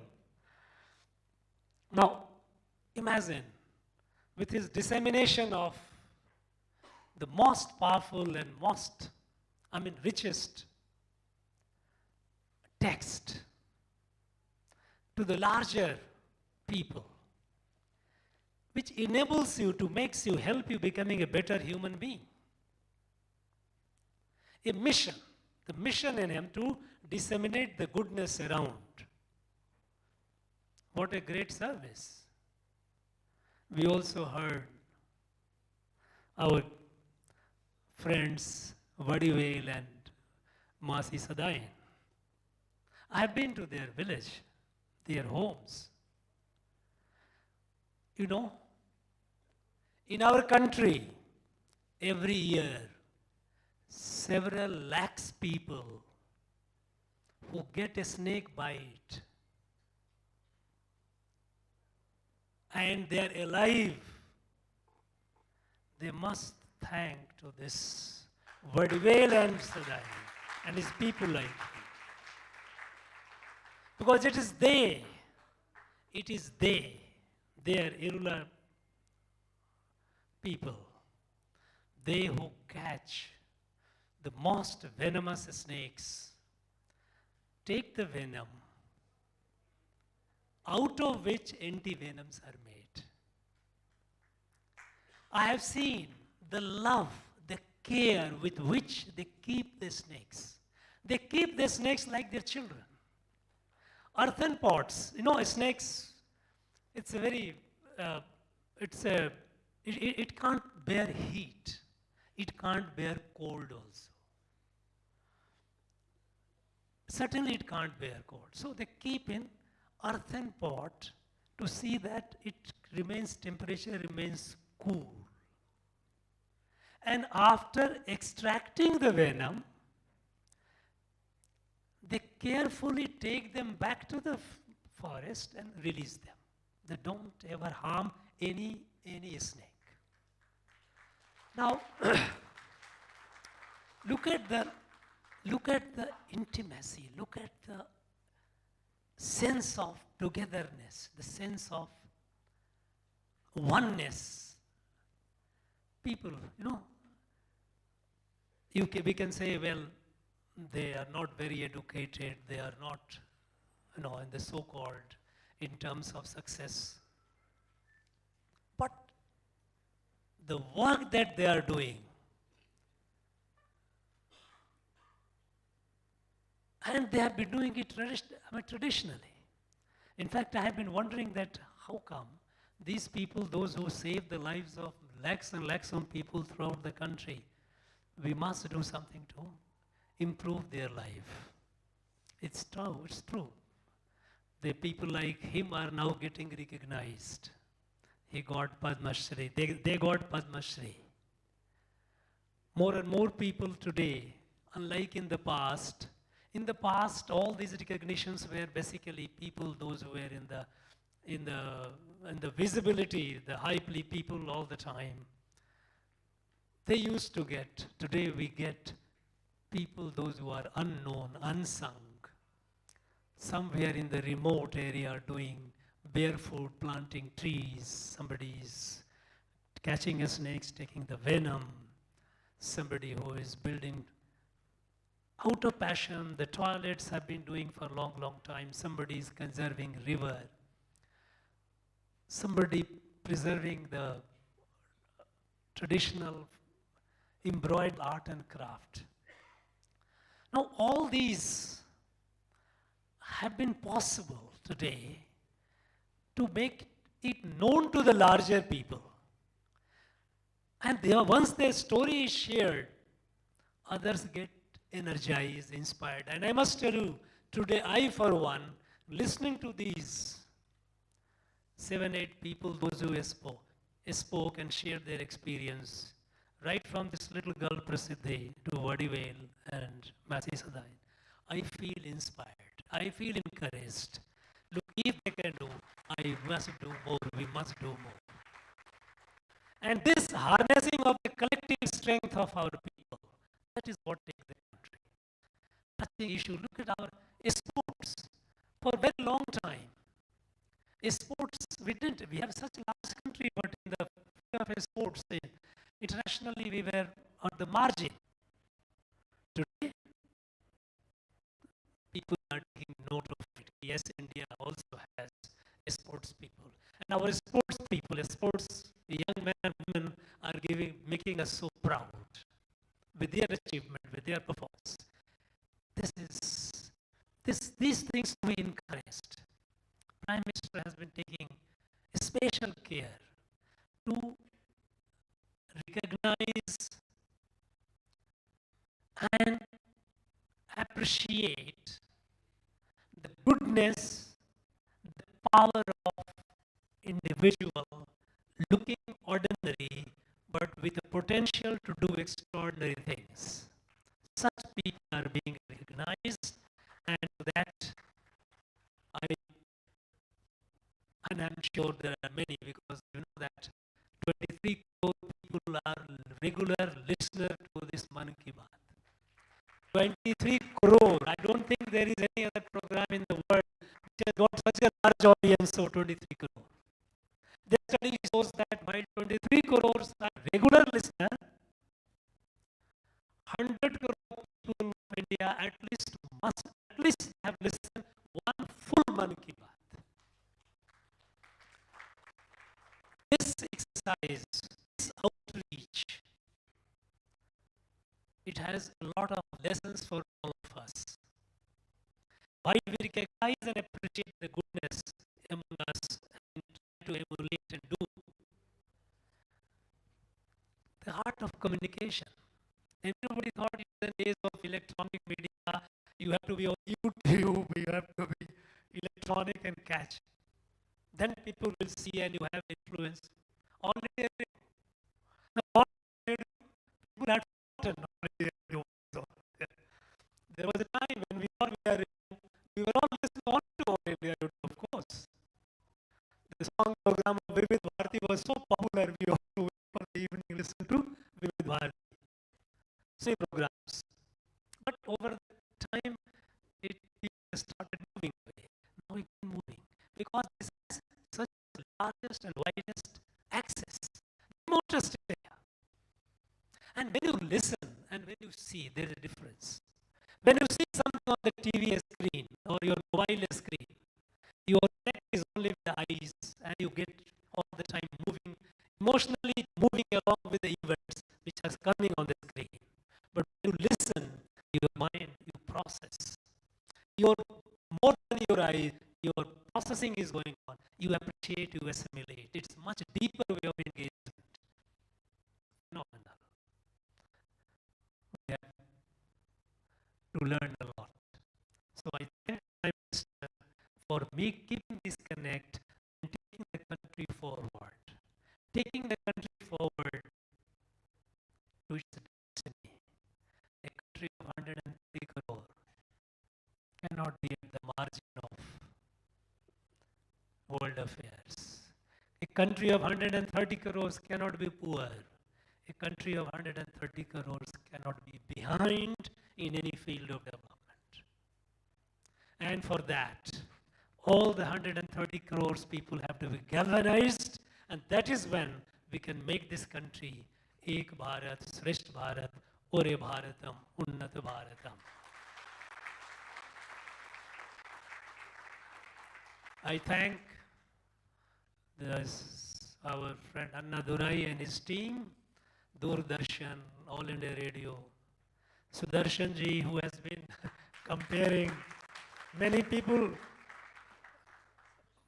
identify him with Prime Minister Modi. You know, the way I have yet to see a person who is equal to him in translating. Equal not only in language, the way he modulates his body language altogether. Thank you very much. And thank you for anchoring the event today. Thank you very much.